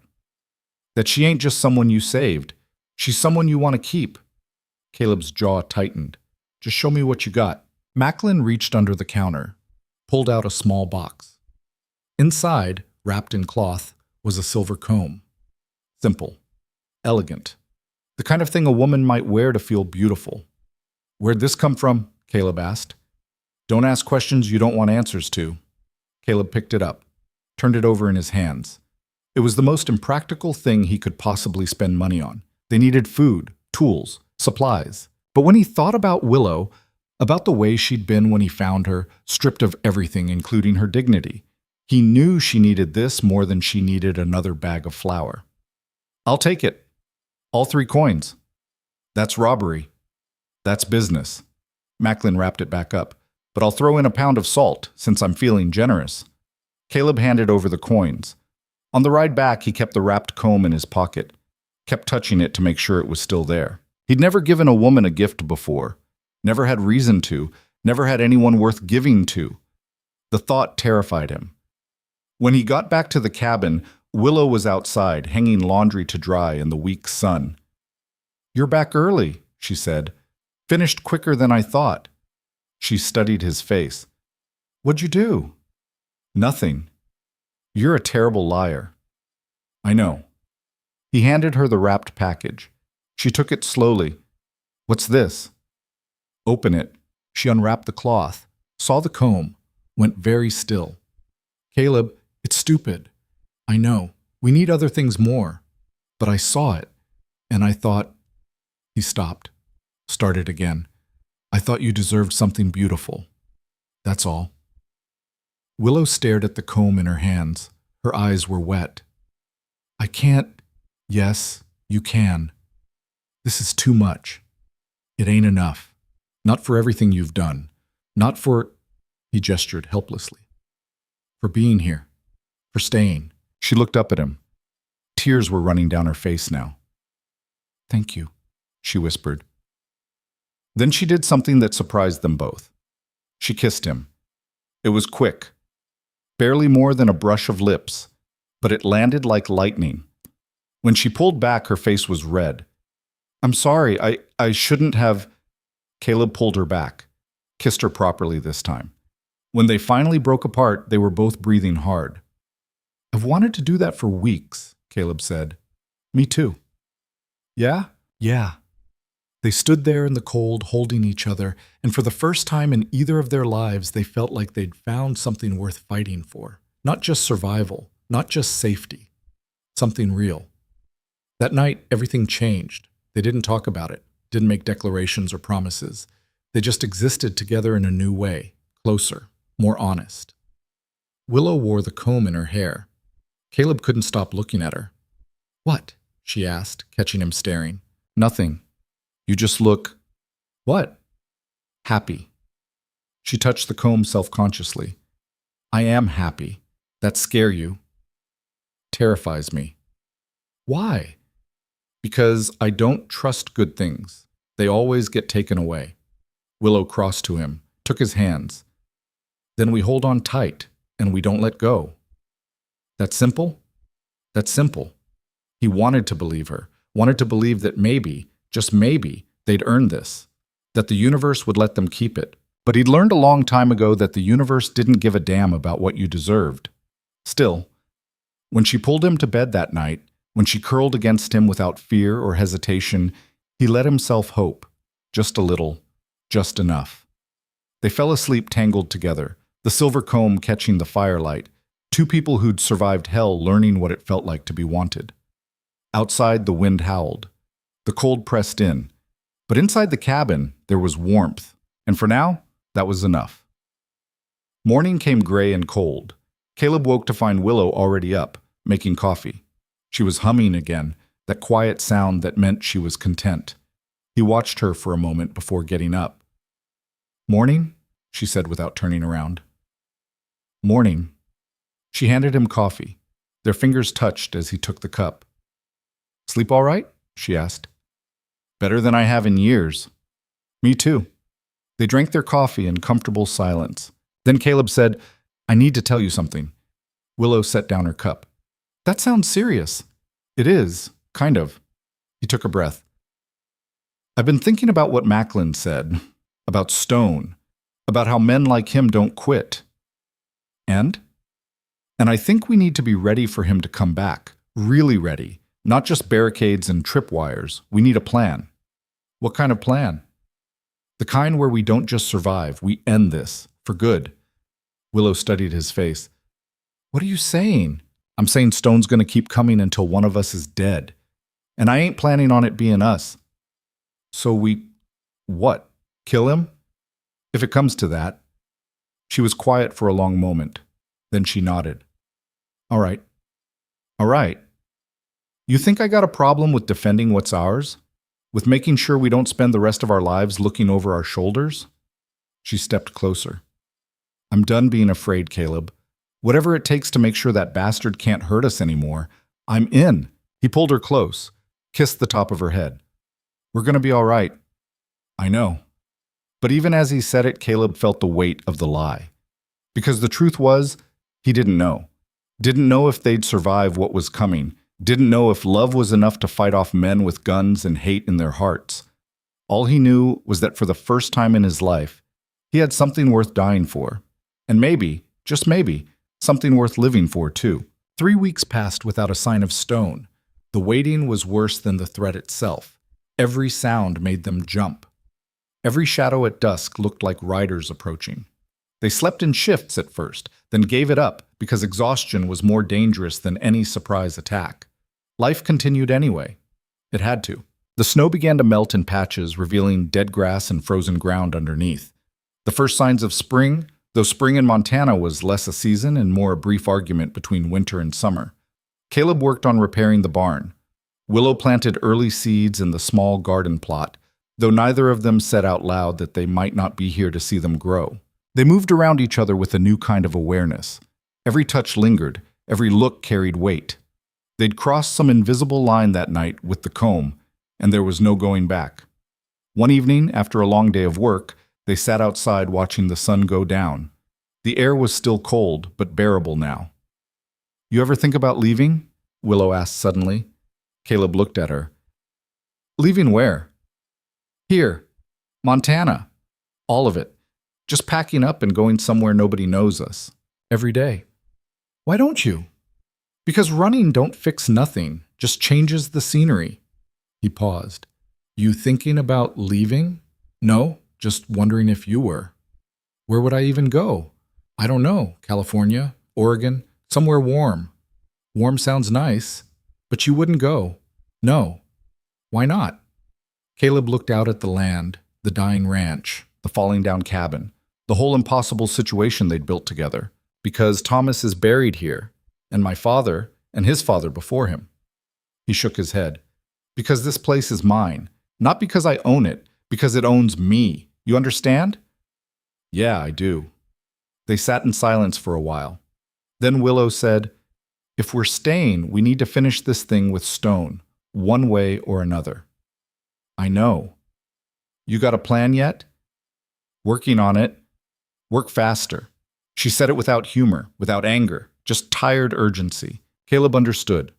The waiting was killing them both. That night, lying in bed, Willow spoke into the darkness. "Tell me something true." "What kind of true?" "Any kind. Something you never told anyone." Caleb thought about it. "I'm scared most of the time. Not just lately. Always. Ever since the war. I just got good at hiding it." "What scares you most?" "Losing things.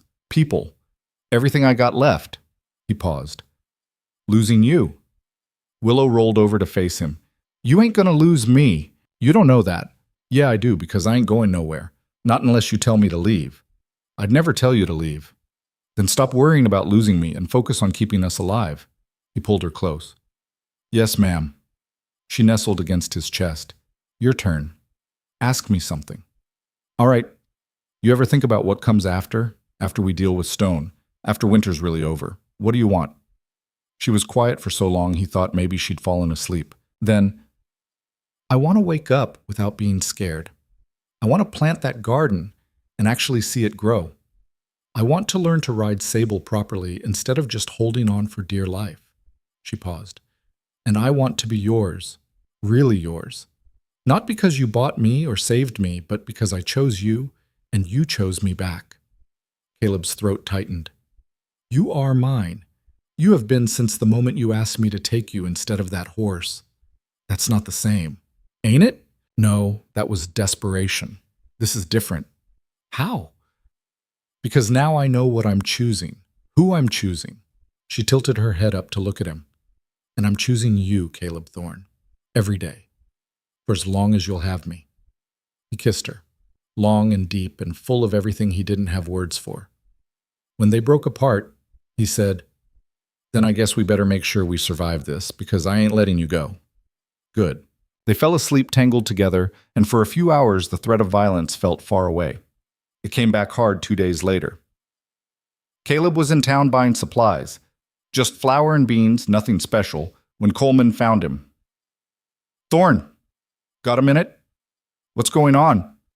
Coleman pulled him aside, away from the other customers. "Stone's been talking again, down at the saloon. Says he's going to burn you out, kill you both, make an example." Caleb's hands curled into fists. "When?" "Don't know, but soon. Man's drinking himself stupid every night. Sooner or later he's going to work up the courage to actually do something. Or the stupidity." "Same thing with men like him." Coleman lowered his voice. "Listen, some of us been talking. We could ride out there, stay with you for a few days.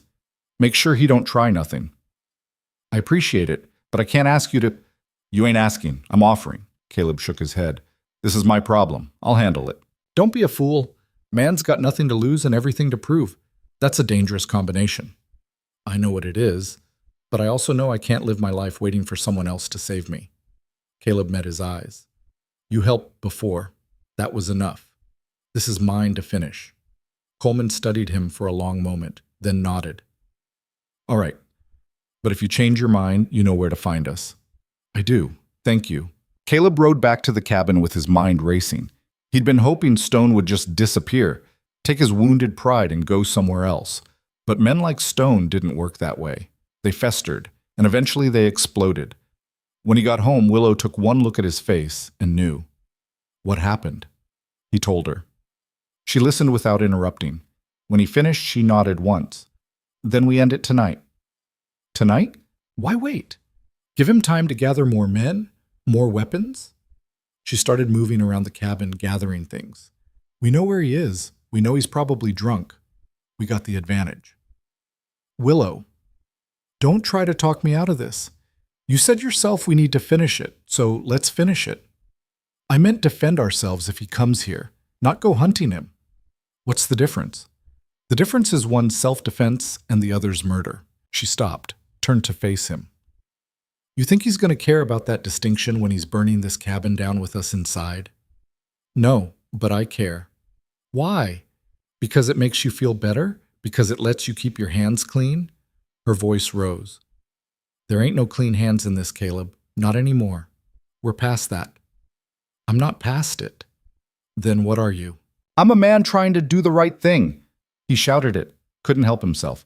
I'm trying to be better than what the war made me. Better than all the killing and the hate and the...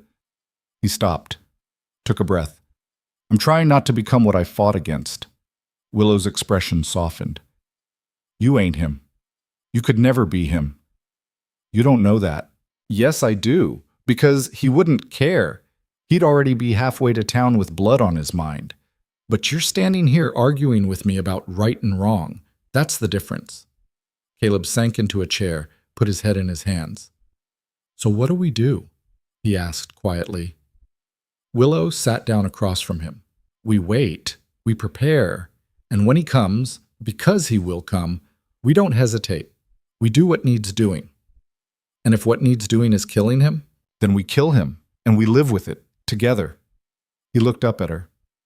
You make it sound simple. It is simple. Ain't easy, but it's simple. She was right. He hated that she was right. But she was. They spent the rest of the day preparing, sharpening tools, checking the perimeter, making sure Sable was ready to run if things went bad. Night fell. They ate in silence, both waiting for the sound of hoofbeats that didn't come. The next day was the same, and the next. A week passed, then 2. Caleb started to wonder if maybe Stone had given up. Maybe he'd sobered up and realized the fight wasn't worth it. He should have known better. It happened on a Thursday. Caleb was in the barn, mucking out Sable's stall. Willow was inside making bread. The morning had been quiet, almost peaceful. He heard the horse first, then the footsteps. He grabbed the pitchfork and stepped outside. Stone stood in the yard, alone this time. No men, no guns that Caleb could see, but drunk, absolutely drunk. Thorn, he swayed on his feet. Come to settle this. Caleb kept the pitchfork between them. Go home, Jed. Sleep it off. Can't sleep, can't eat, can't do nothing because of you. Stone's words slurred together. You took what's mine. She was never yours. I paid for her. And I paid more. That's how buying works. Stone laughed, a bitter, broken sound. You think you're better than me? You think you're some kind of hero? No. I just think I'm tired of having this conversation. Then let's have a different one. Stone reached behind his back. Caleb saw the gun before Stone fully pulled it. He threw the pitchfork. It caught Stone in the shoulder, not deep, just enough to make him drop the gun. Stone howled, staggered backward. Caleb ran forward, kicked the gun away, stood over Stone with the pitchfork raised. Don't, he said. Don't make me do this. Stone laughed through the pain. Why not? Finish it. You know you want to. I don't want to do anything except live in peace. There ain't no peace for men like us. Maybe not, but I'm going to try anyway. He lowered the pitchfork, turned to walk away. That's when Stone lunged, grabbed Caleb's ankle, pulled him down. They hit the ground hard, started wrestling in the dirt. Stone was bigger, stronger. But Caleb had sobriety on his side. They rolled, traded blows. Caleb's nose broke with a crack that made his eyes water. Stone's lips split, blood everywhere. Stone's hands found Caleb's throat, squeezed. Caleb couldn't breathe. The world started going dark at the edges. Then he heard it. A gunshot. The hands on his throat loosened, fell away. Caleb gasped for air, rolled onto his side, looked up. Willow stood 10 feet away, holding Stone's gun. Smoke curled from the barrel. Stone lay on his back, staring at the sky, a red stain spreading across his chest. "Willow," Caleb croaked. She didn't move, didn't lower the gun, just stood there shaking. Caleb got to his feet, went to Stone, checked for a pulse. Nothing. He was dead. Caleb turned back to Willow. She was still frozen, still holding the gun like it was the only real thing in the world. "Willow, look at me." She didn't respond. He walked over slowly, gently took the gun from her hands, set it aside. "Look at me," he said again. Her eyes finally focused on his face. "I killed him," she whispered. "Yeah, I killed him." "You saved my life." "That don't make it better." "No, but it makes it necessary." She started shaking harder. Her legs buckled. Caleb caught her, held her up. "I got you. I got you." She buried her face against his chest and sobbed. Not quiet tears. Full body sobs that shook them both. Caleb held her through all of it. Didn't tell her it was okay, because it wasn't okay. Killing someone was never okay, even when it was necessary. But he held her anyway, and whispered that she wasn't alone, that they'd get through this, together. When she finally stopped crying, she pulled back, looked at Stone's body. "What do we do with him?" "We bury him." "Where?" "Here, on the property. Won't be the first grave in this ground." They worked in silence, dug a hole far from the cabin, far from Thomas's grave. Somewhere Stone would be forgotten. It took hours. The ground was still partially frozen. Their hands blistered, their backs ached, but they kept digging. When the hole was deep enough, they dragged Stone's body to it, rolled him in without ceremony, covered him with dirt. Caleb found a flat rock, scratched Stone's name and the date on it with a nail, placed it at the head of the grave. "Why'd you mark it?" Willow asked. "Why not just leave it unmarked?"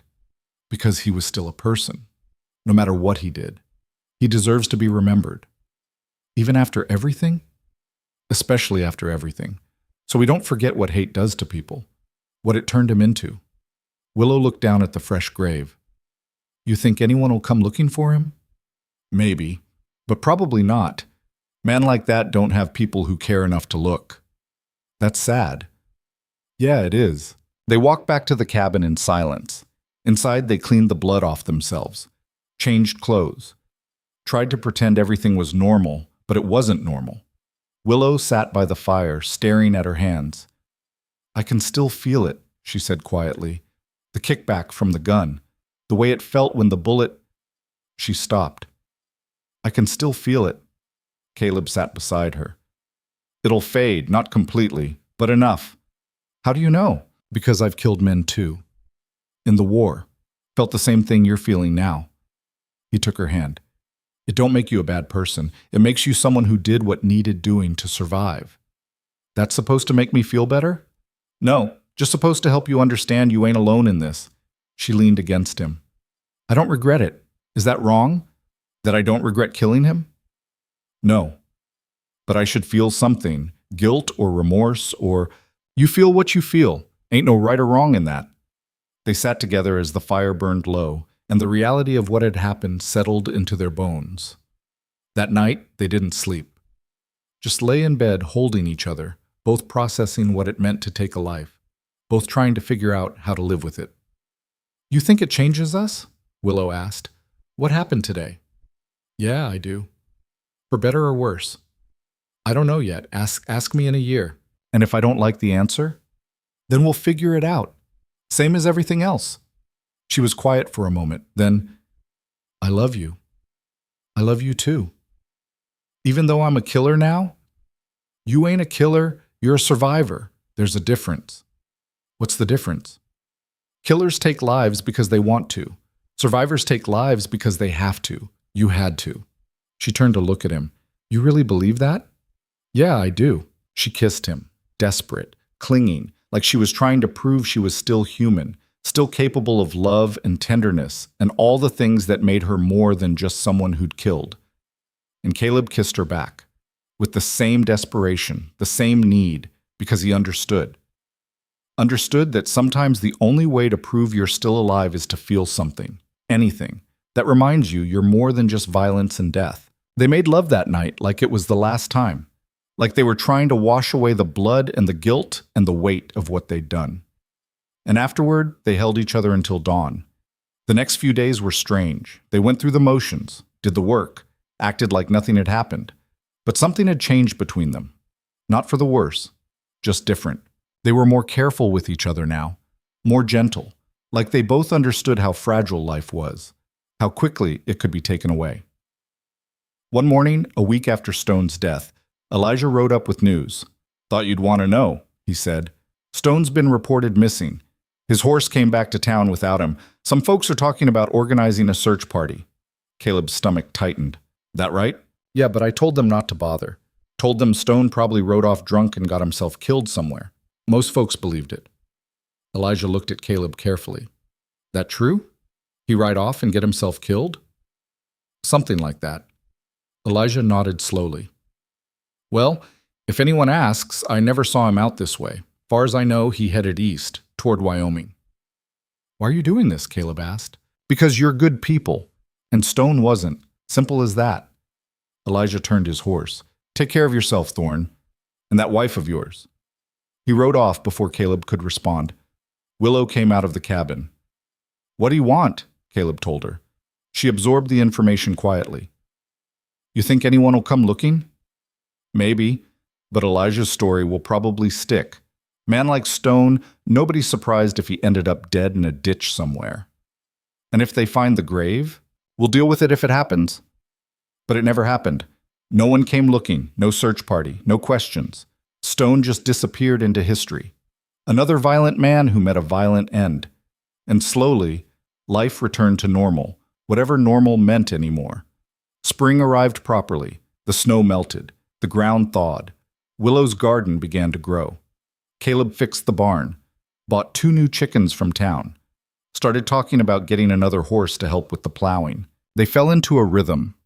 Work during the day, quiet evenings together, nights that felt like home, but the shadow of what had happened lingered. Not always. Not even often. But sometimes Willow would stop in the middle of a task and just stare at her hands. Sometimes Caleb would wake in the middle of the night to find her sitting by the window, looking out at the darkness like she was watching for ghosts. One night, about a month after Stone's death, she said, I need to tell you something. Caleb set down the book he'd been reading. What? I'm glad he's dead. Is that wrong? That I'm glad? No. But shouldn't I feel guilt, remorse, something other than relief? Why? He would have killed you, killed both of us. You did what you had to do. I know, but it scares me that I can kill someone and just, she gestured helplessly, move on, like it never happened. You ain't moving on. You're living with it. There's a difference. What's the difference? Moving on means forgetting. Living with it means carrying it, letting it change you without letting it destroy you. He crossed to her, took her hands. You're carrying it. I can see it in your eyes, in the way you look at your hands sometimes, in the way you check the perimeter twice as often as you need to. You ain't moving on. You're just surviving it. Willow's eyes filled with tears. I don't want it to change who I am. Too late. It already has. But that don't mean it changed you for the worse. He pulled her close. You're stronger now, more careful, more aware of what you're capable of. That ain't a bad thing. Feels bad. I know, but it won't always feel that way. Eventually, it'll just be part of your story, not the whole story, just a chapter. She buried her face against his chest. I hope you're right. Me too. They stood like that for a long time. Two people learning to carry the weight of what they'd done. Together. Summer came hard and fast. The garden exploded with growth. Willow spent hours tending it, coaxing vegetables from the ground with a patience Caleb didn't know she had. The ranch started to recover, slowly, but noticeably. They got another horse, a young gelding named Ash. Caleb taught Willow to ride properly. She fell off twice before getting the hang of it, came back both times with bruises and laughter. And slowly, the shadow of Stone's death began to fade. Not disappear, never that.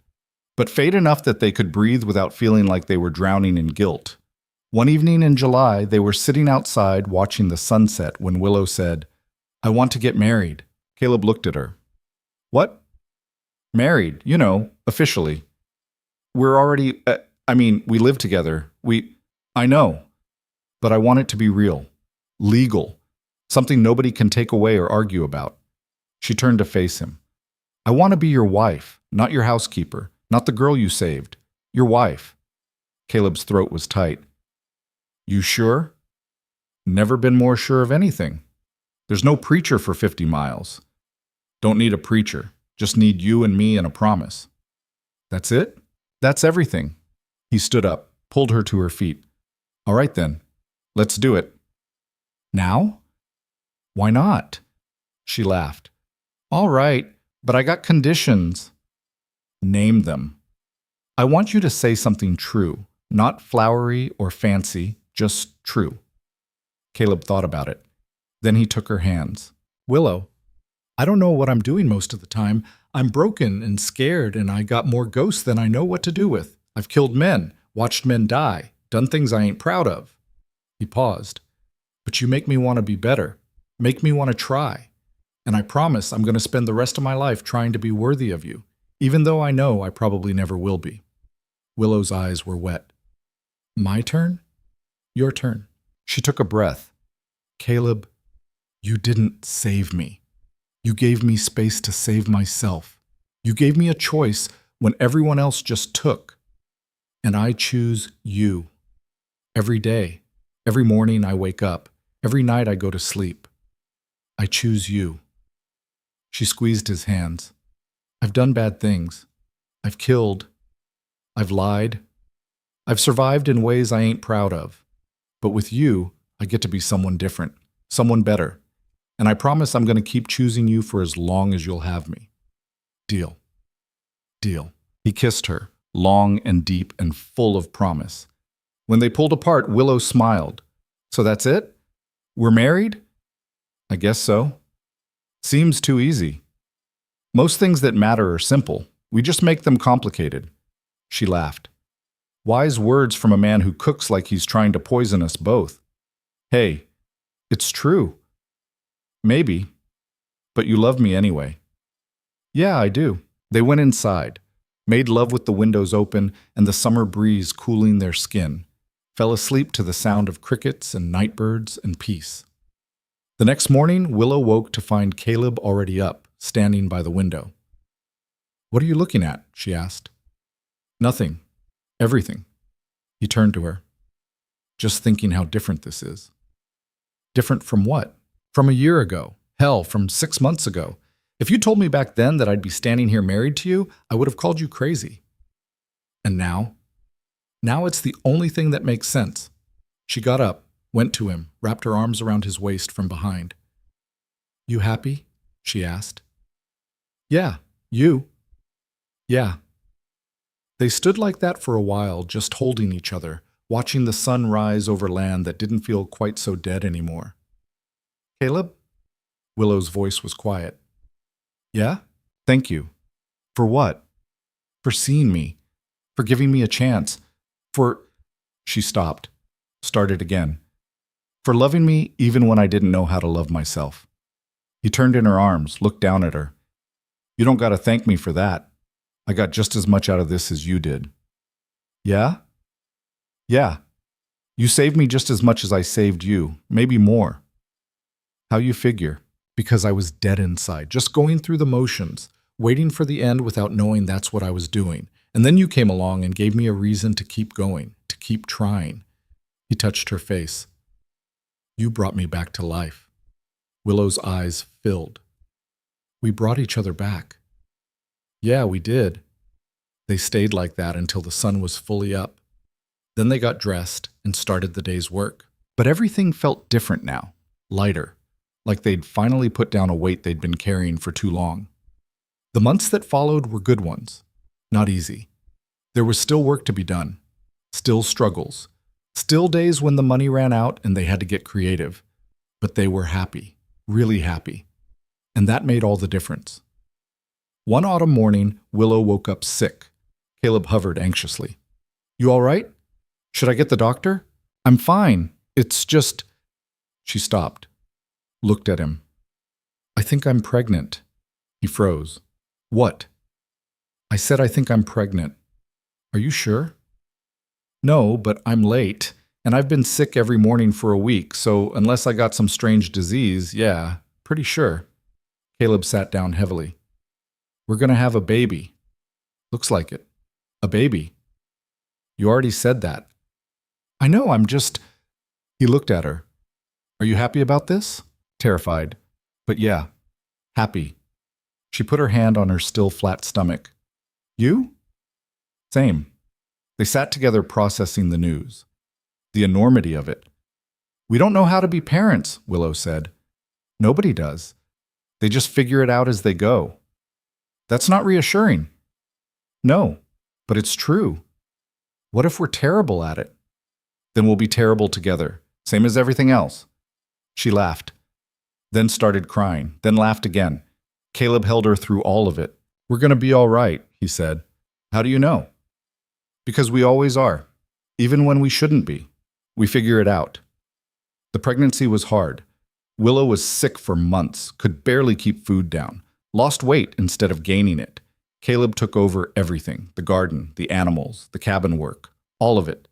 He'd wake before dawn to get a head start, work until long after dark, collapse into bed exhausted, only to do it all again the next day.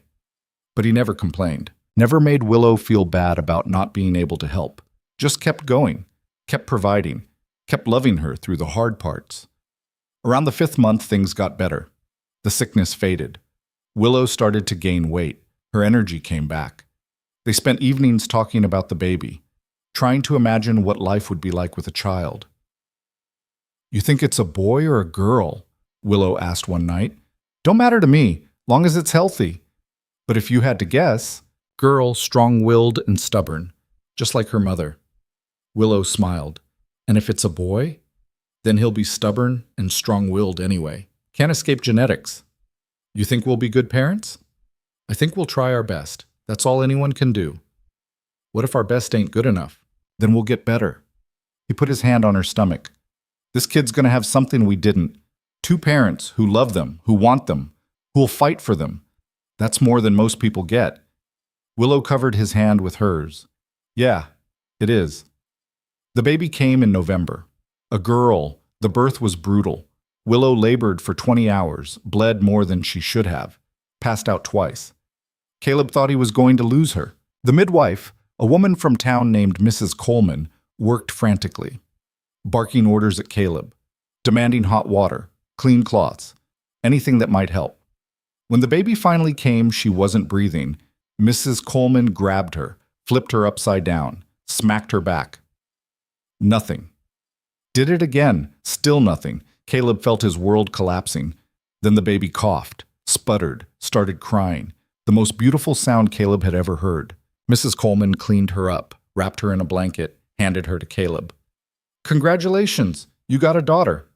Caleb stared down at the tiny red face, the scrunched up features, the tiny fists waving in the air.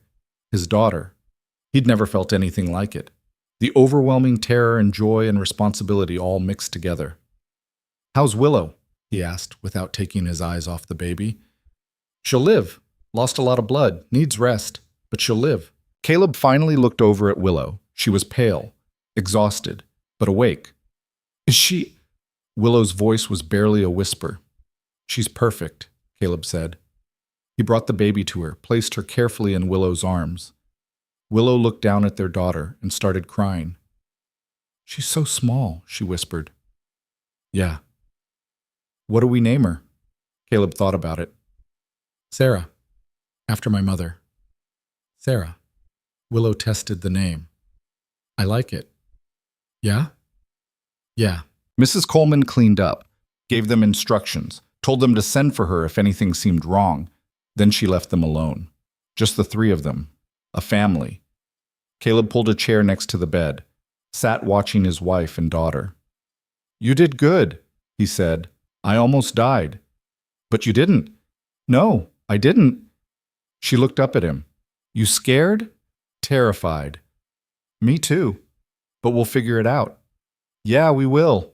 Sarah started fussing. Willow adjusted her. The baby settled. And in that moment, Caleb understood what people meant when they talked about love. Not the romantic kind, though he had that too, but the kind that made you willing to die, to kill, to do anything necessary to protect this tiny, helpless person, the kind that changed everything. The recovery was slow. Willow stayed in bed for 2 weeks, too weak to do much more than nurse the baby and sleep.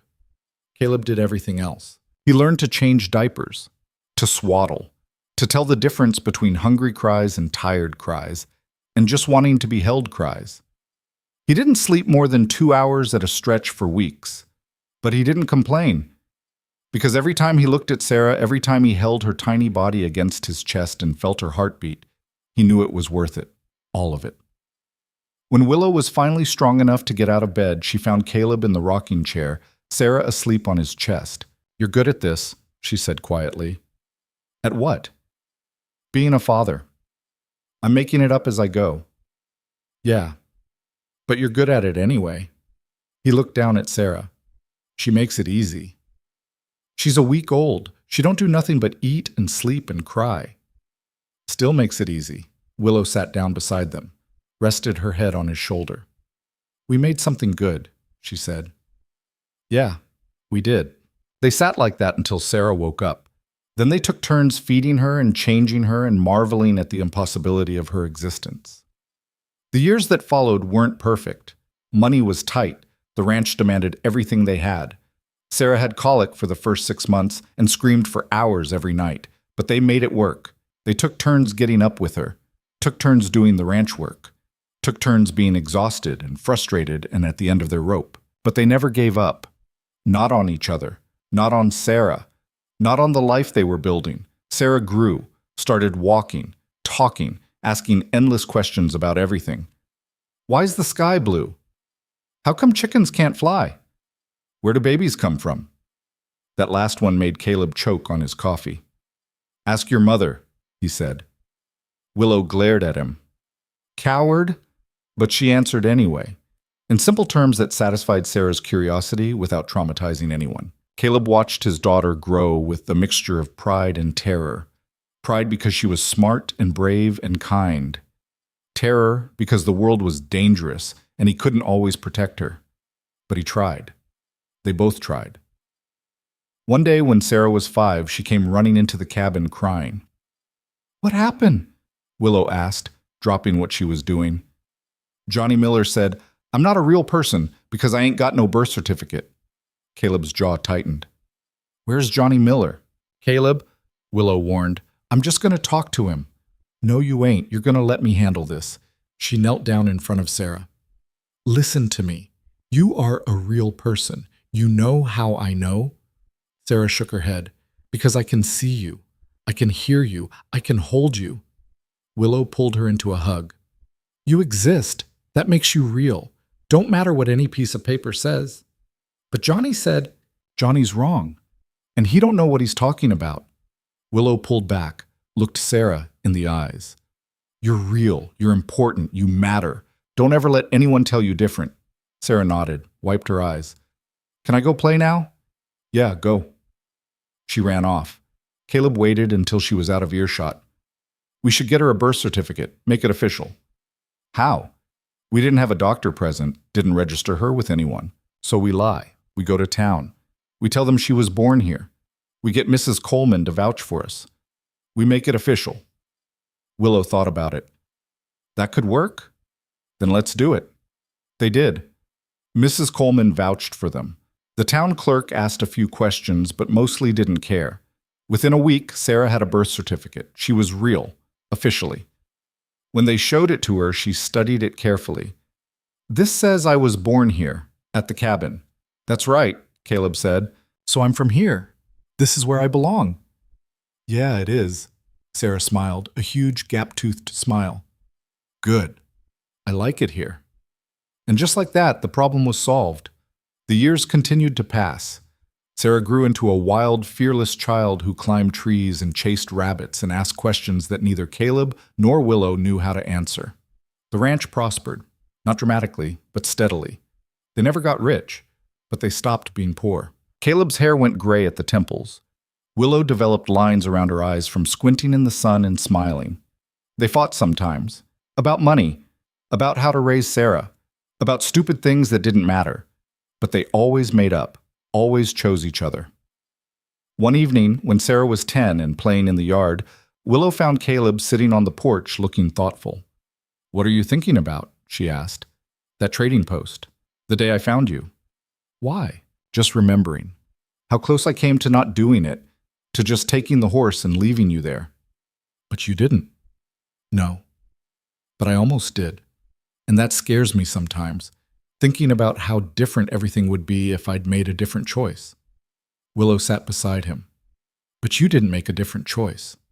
You made the right one. For both of us. You ever regret it, any of this?" "Sometimes I regret the hard parts. The fear, the violence, the way we had to fight for everything." She took his hand. "But I don't regret you. Don't regret us. Don't regret Sarah. Don't regret choosing to stay when I could have run." "Good. Because I don't regret any of it either." They sat together watching their daughter play, and both of them understood that this was what healing looked like. Not dramatic, not perfect, just two people who'd been broken finding a way to be whole together. Sarah grew up strong and wild and fearless. She learned to ride before she could write properly, could track animals through the woods by the time she was 8, had her mother's sharp mind and her father's quiet determination, and she never knew what it was like to be afraid of the people who were supposed to protect her. That was Caleb and Willow's greatest achievement. Not the ranch they'd saved, not the life they'd built, but the fact that their daughter grew up knowing she was safe, wanted, loved unconditionally. On Sarah's 15th birthday, Caleb gave her Thomas's hat. "This belonged to your uncle," he said. "My brother. He died before you were born." Sarah turned the hat over in her hands. "What was he like?" "Good, kind, better than me in a lot of ways." Caleb paused. "He would have loved you." "You think?" "I know." Sarah put on the hat. It was too big for her, but she wore it anyway. "I'll take care of it," she promised. "I know you will." That night, Willow found an old letter she'd written years before but never given to Caleb. She'd forgotten about it. But reading it now, she realized the words still held true. She gave it to him after Sarah went to bed. He read it slowly. "You didn't save me. You gave me space until I chose to live. You gave me time to figure out who I wanted to be. You gave me choice when everyone else just took. That's not saving, that's just being human, and I'm grateful for it every single day." When he finished, he looked up at her with wet eyes. "You really believe this?" he asked. "Yeah, I do. I think you're underselling what I did, and I think you're overselling it. We saved each other. That's the truth." She sat beside him. "Neither of us could have done this alone. But together, we built something good, something that matters." He pulled her close. "I love you. I love you too. Even though I still can't cook worth a damn? Especially because of that. Keeps me employed." He laughed. And in that moment, Caleb Thorne understood something he'd spent most of his life not knowing. That happiness wasn't something you earned or deserved or got rewarded with. It was something you built, one choice at a time, one day at a time, with someone who chose to build it alongside you. More years passed. Sarah grew into a woman, met a man from town, a good man who treated her right. They got married in the spring, a real wedding this time, with a preacher and witnesses and everything proper. Caleb walked her down the aisle with tears in his eyes. When the preacher asked who gave this woman to be married, Caleb said, "Her mother and I do." And then he let her go. Because that's what you did when you loved someone. You gave them roots and wings. You taught them to stand on their own. After the wedding, Sarah and her husband, a rancher named Daniel, moved to their own piece of land about 20 miles away. close enough to visit, far enough to build their own life. Caleb and Willow helped them get started, gave them chickens and tools and advice, watched them make the same mistakes every young couple made, and smiled, remembering when they'd made those same mistakes themselves. Time moved faster now. Seasons blurred together. Years passed in what felt like months. Caleb's hands started to ache in the mornings. His back didn't work quite right anymore. Willow's eyesight faded. She needed glasses to read, to do close work. They sold most of the ranch to a younger family, kept just enough for the cabin and a small garden, slowed down, rested more, enjoyed the quiet. Sarah visited often, brought grandchildren, 2 boys and a girl. Caleb taught them to fish, to ride, to split wood. Willow taught them to cook, to sew, to plant. And they both taught them that family wasn't just blood. It was choice. It was showing up. It was loving people even when it was hard. One evening, when Caleb was 70 and Willow 68, they sat on the porch watching the sunset. "You happy?" Willow asked. Same question she'd asked 1,000 times over the years. "Yeah, you?" "Yeah." They sat in comfortable silence, watching the sun paint the sky in shades of orange and pink. "You know what I think about sometimes?" Caleb said. "What?" "That moment when you asked me to take you instead of the horse. How that one question changed everything." It did change everything. I was so damn lost back then. Didn't even know it. Just going through the motions. Waiting to die without admitting that's what I was doing. I was the same way. Yeah, we both were. He took her hand. But we chose different. Chose to live instead of just survive. You make it sound easy. It wasn't easy, but it was simple. He smiled. Someone just had to be brave enough to ask. And someone had to be brave enough to say yes. They sat together as the light faded. 2 people who'd started with nothing and built everything that mattered.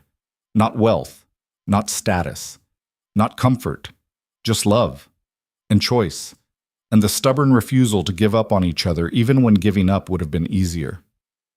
Caleb died in his sleep 2 years later, peacefully, without pain. Willow woke to find him beside her, still and quiet, finally at rest. She didn't cry right away, just sat there holding his hand, remembering the day they met, the scared, broken man who'd given her a chance, remembering all the years after, the struggles, the triumphs, the quiet moments that added up to a life, remembering that he'd loved her, really loved her, not for what she could do or what she looked like, just for being her. She kissed his forehead, whispered, "Thank you." Then she called for Sarah. They buried him next to Thomas, on the land he'd loved, under the big oak tree where he used to sit and think. The whole town came to the funeral, people he'd helped over the years, people who'd helped him. They told stories about his kindness, his stubbornness, his quiet strength. Willow listened to all of it and thought, they didn't really know him, not like I did. They didn't know about his nightmares, his fears, his doubts. They didn't know how hard he'd worked to be good, to be better. But that was okay, because she knew, and that was enough. Willow lived another 3 years. She stayed in the cabin, tended the small garden, spent time with her grandchildren. But she was lonely, more lonely than she'd ever been. Because being alone by choice was different than being alone because the person you loved was gone. She thought about Caleb every day, talked to him sometimes like he was still there, told him about Sarah's new grandbaby, about how the garden was doing, about stupid things that didn't matter except that she wanted to share them with him. And sometimes in those quiet evenings, she'd sit in his chair and remember what it felt like to be chosen, to be loved, to be free. On a warm spring morning, Willow went to sleep and didn't wake up. Sarah found her later that day, peaceful, a slight smile on her face. In her hand was a small silver comb. They buried her next to Caleb, under the oak tree, together, finally. The cabin stood for decades after they were gone. Sarah kept it maintained. Then her children did. Then their children. It became a family landmark, a reminder of where they came from, of 2 people who'd been broken and found each other and built something beautiful from the wreckage. And sometimes, when the wind blew right and the light hit just so, you could almost see them. 2 figures on the porch, sitting together, watching the sunset. 2 people who'd found each other in the worst possible circumstances and made something good anyway. Not because they were perfect, but because they were human. And they chose each other every single day. That was the lesson they left behind. Not that love conquers all, because it doesn't. Not that good things happen to good people, because they don't always.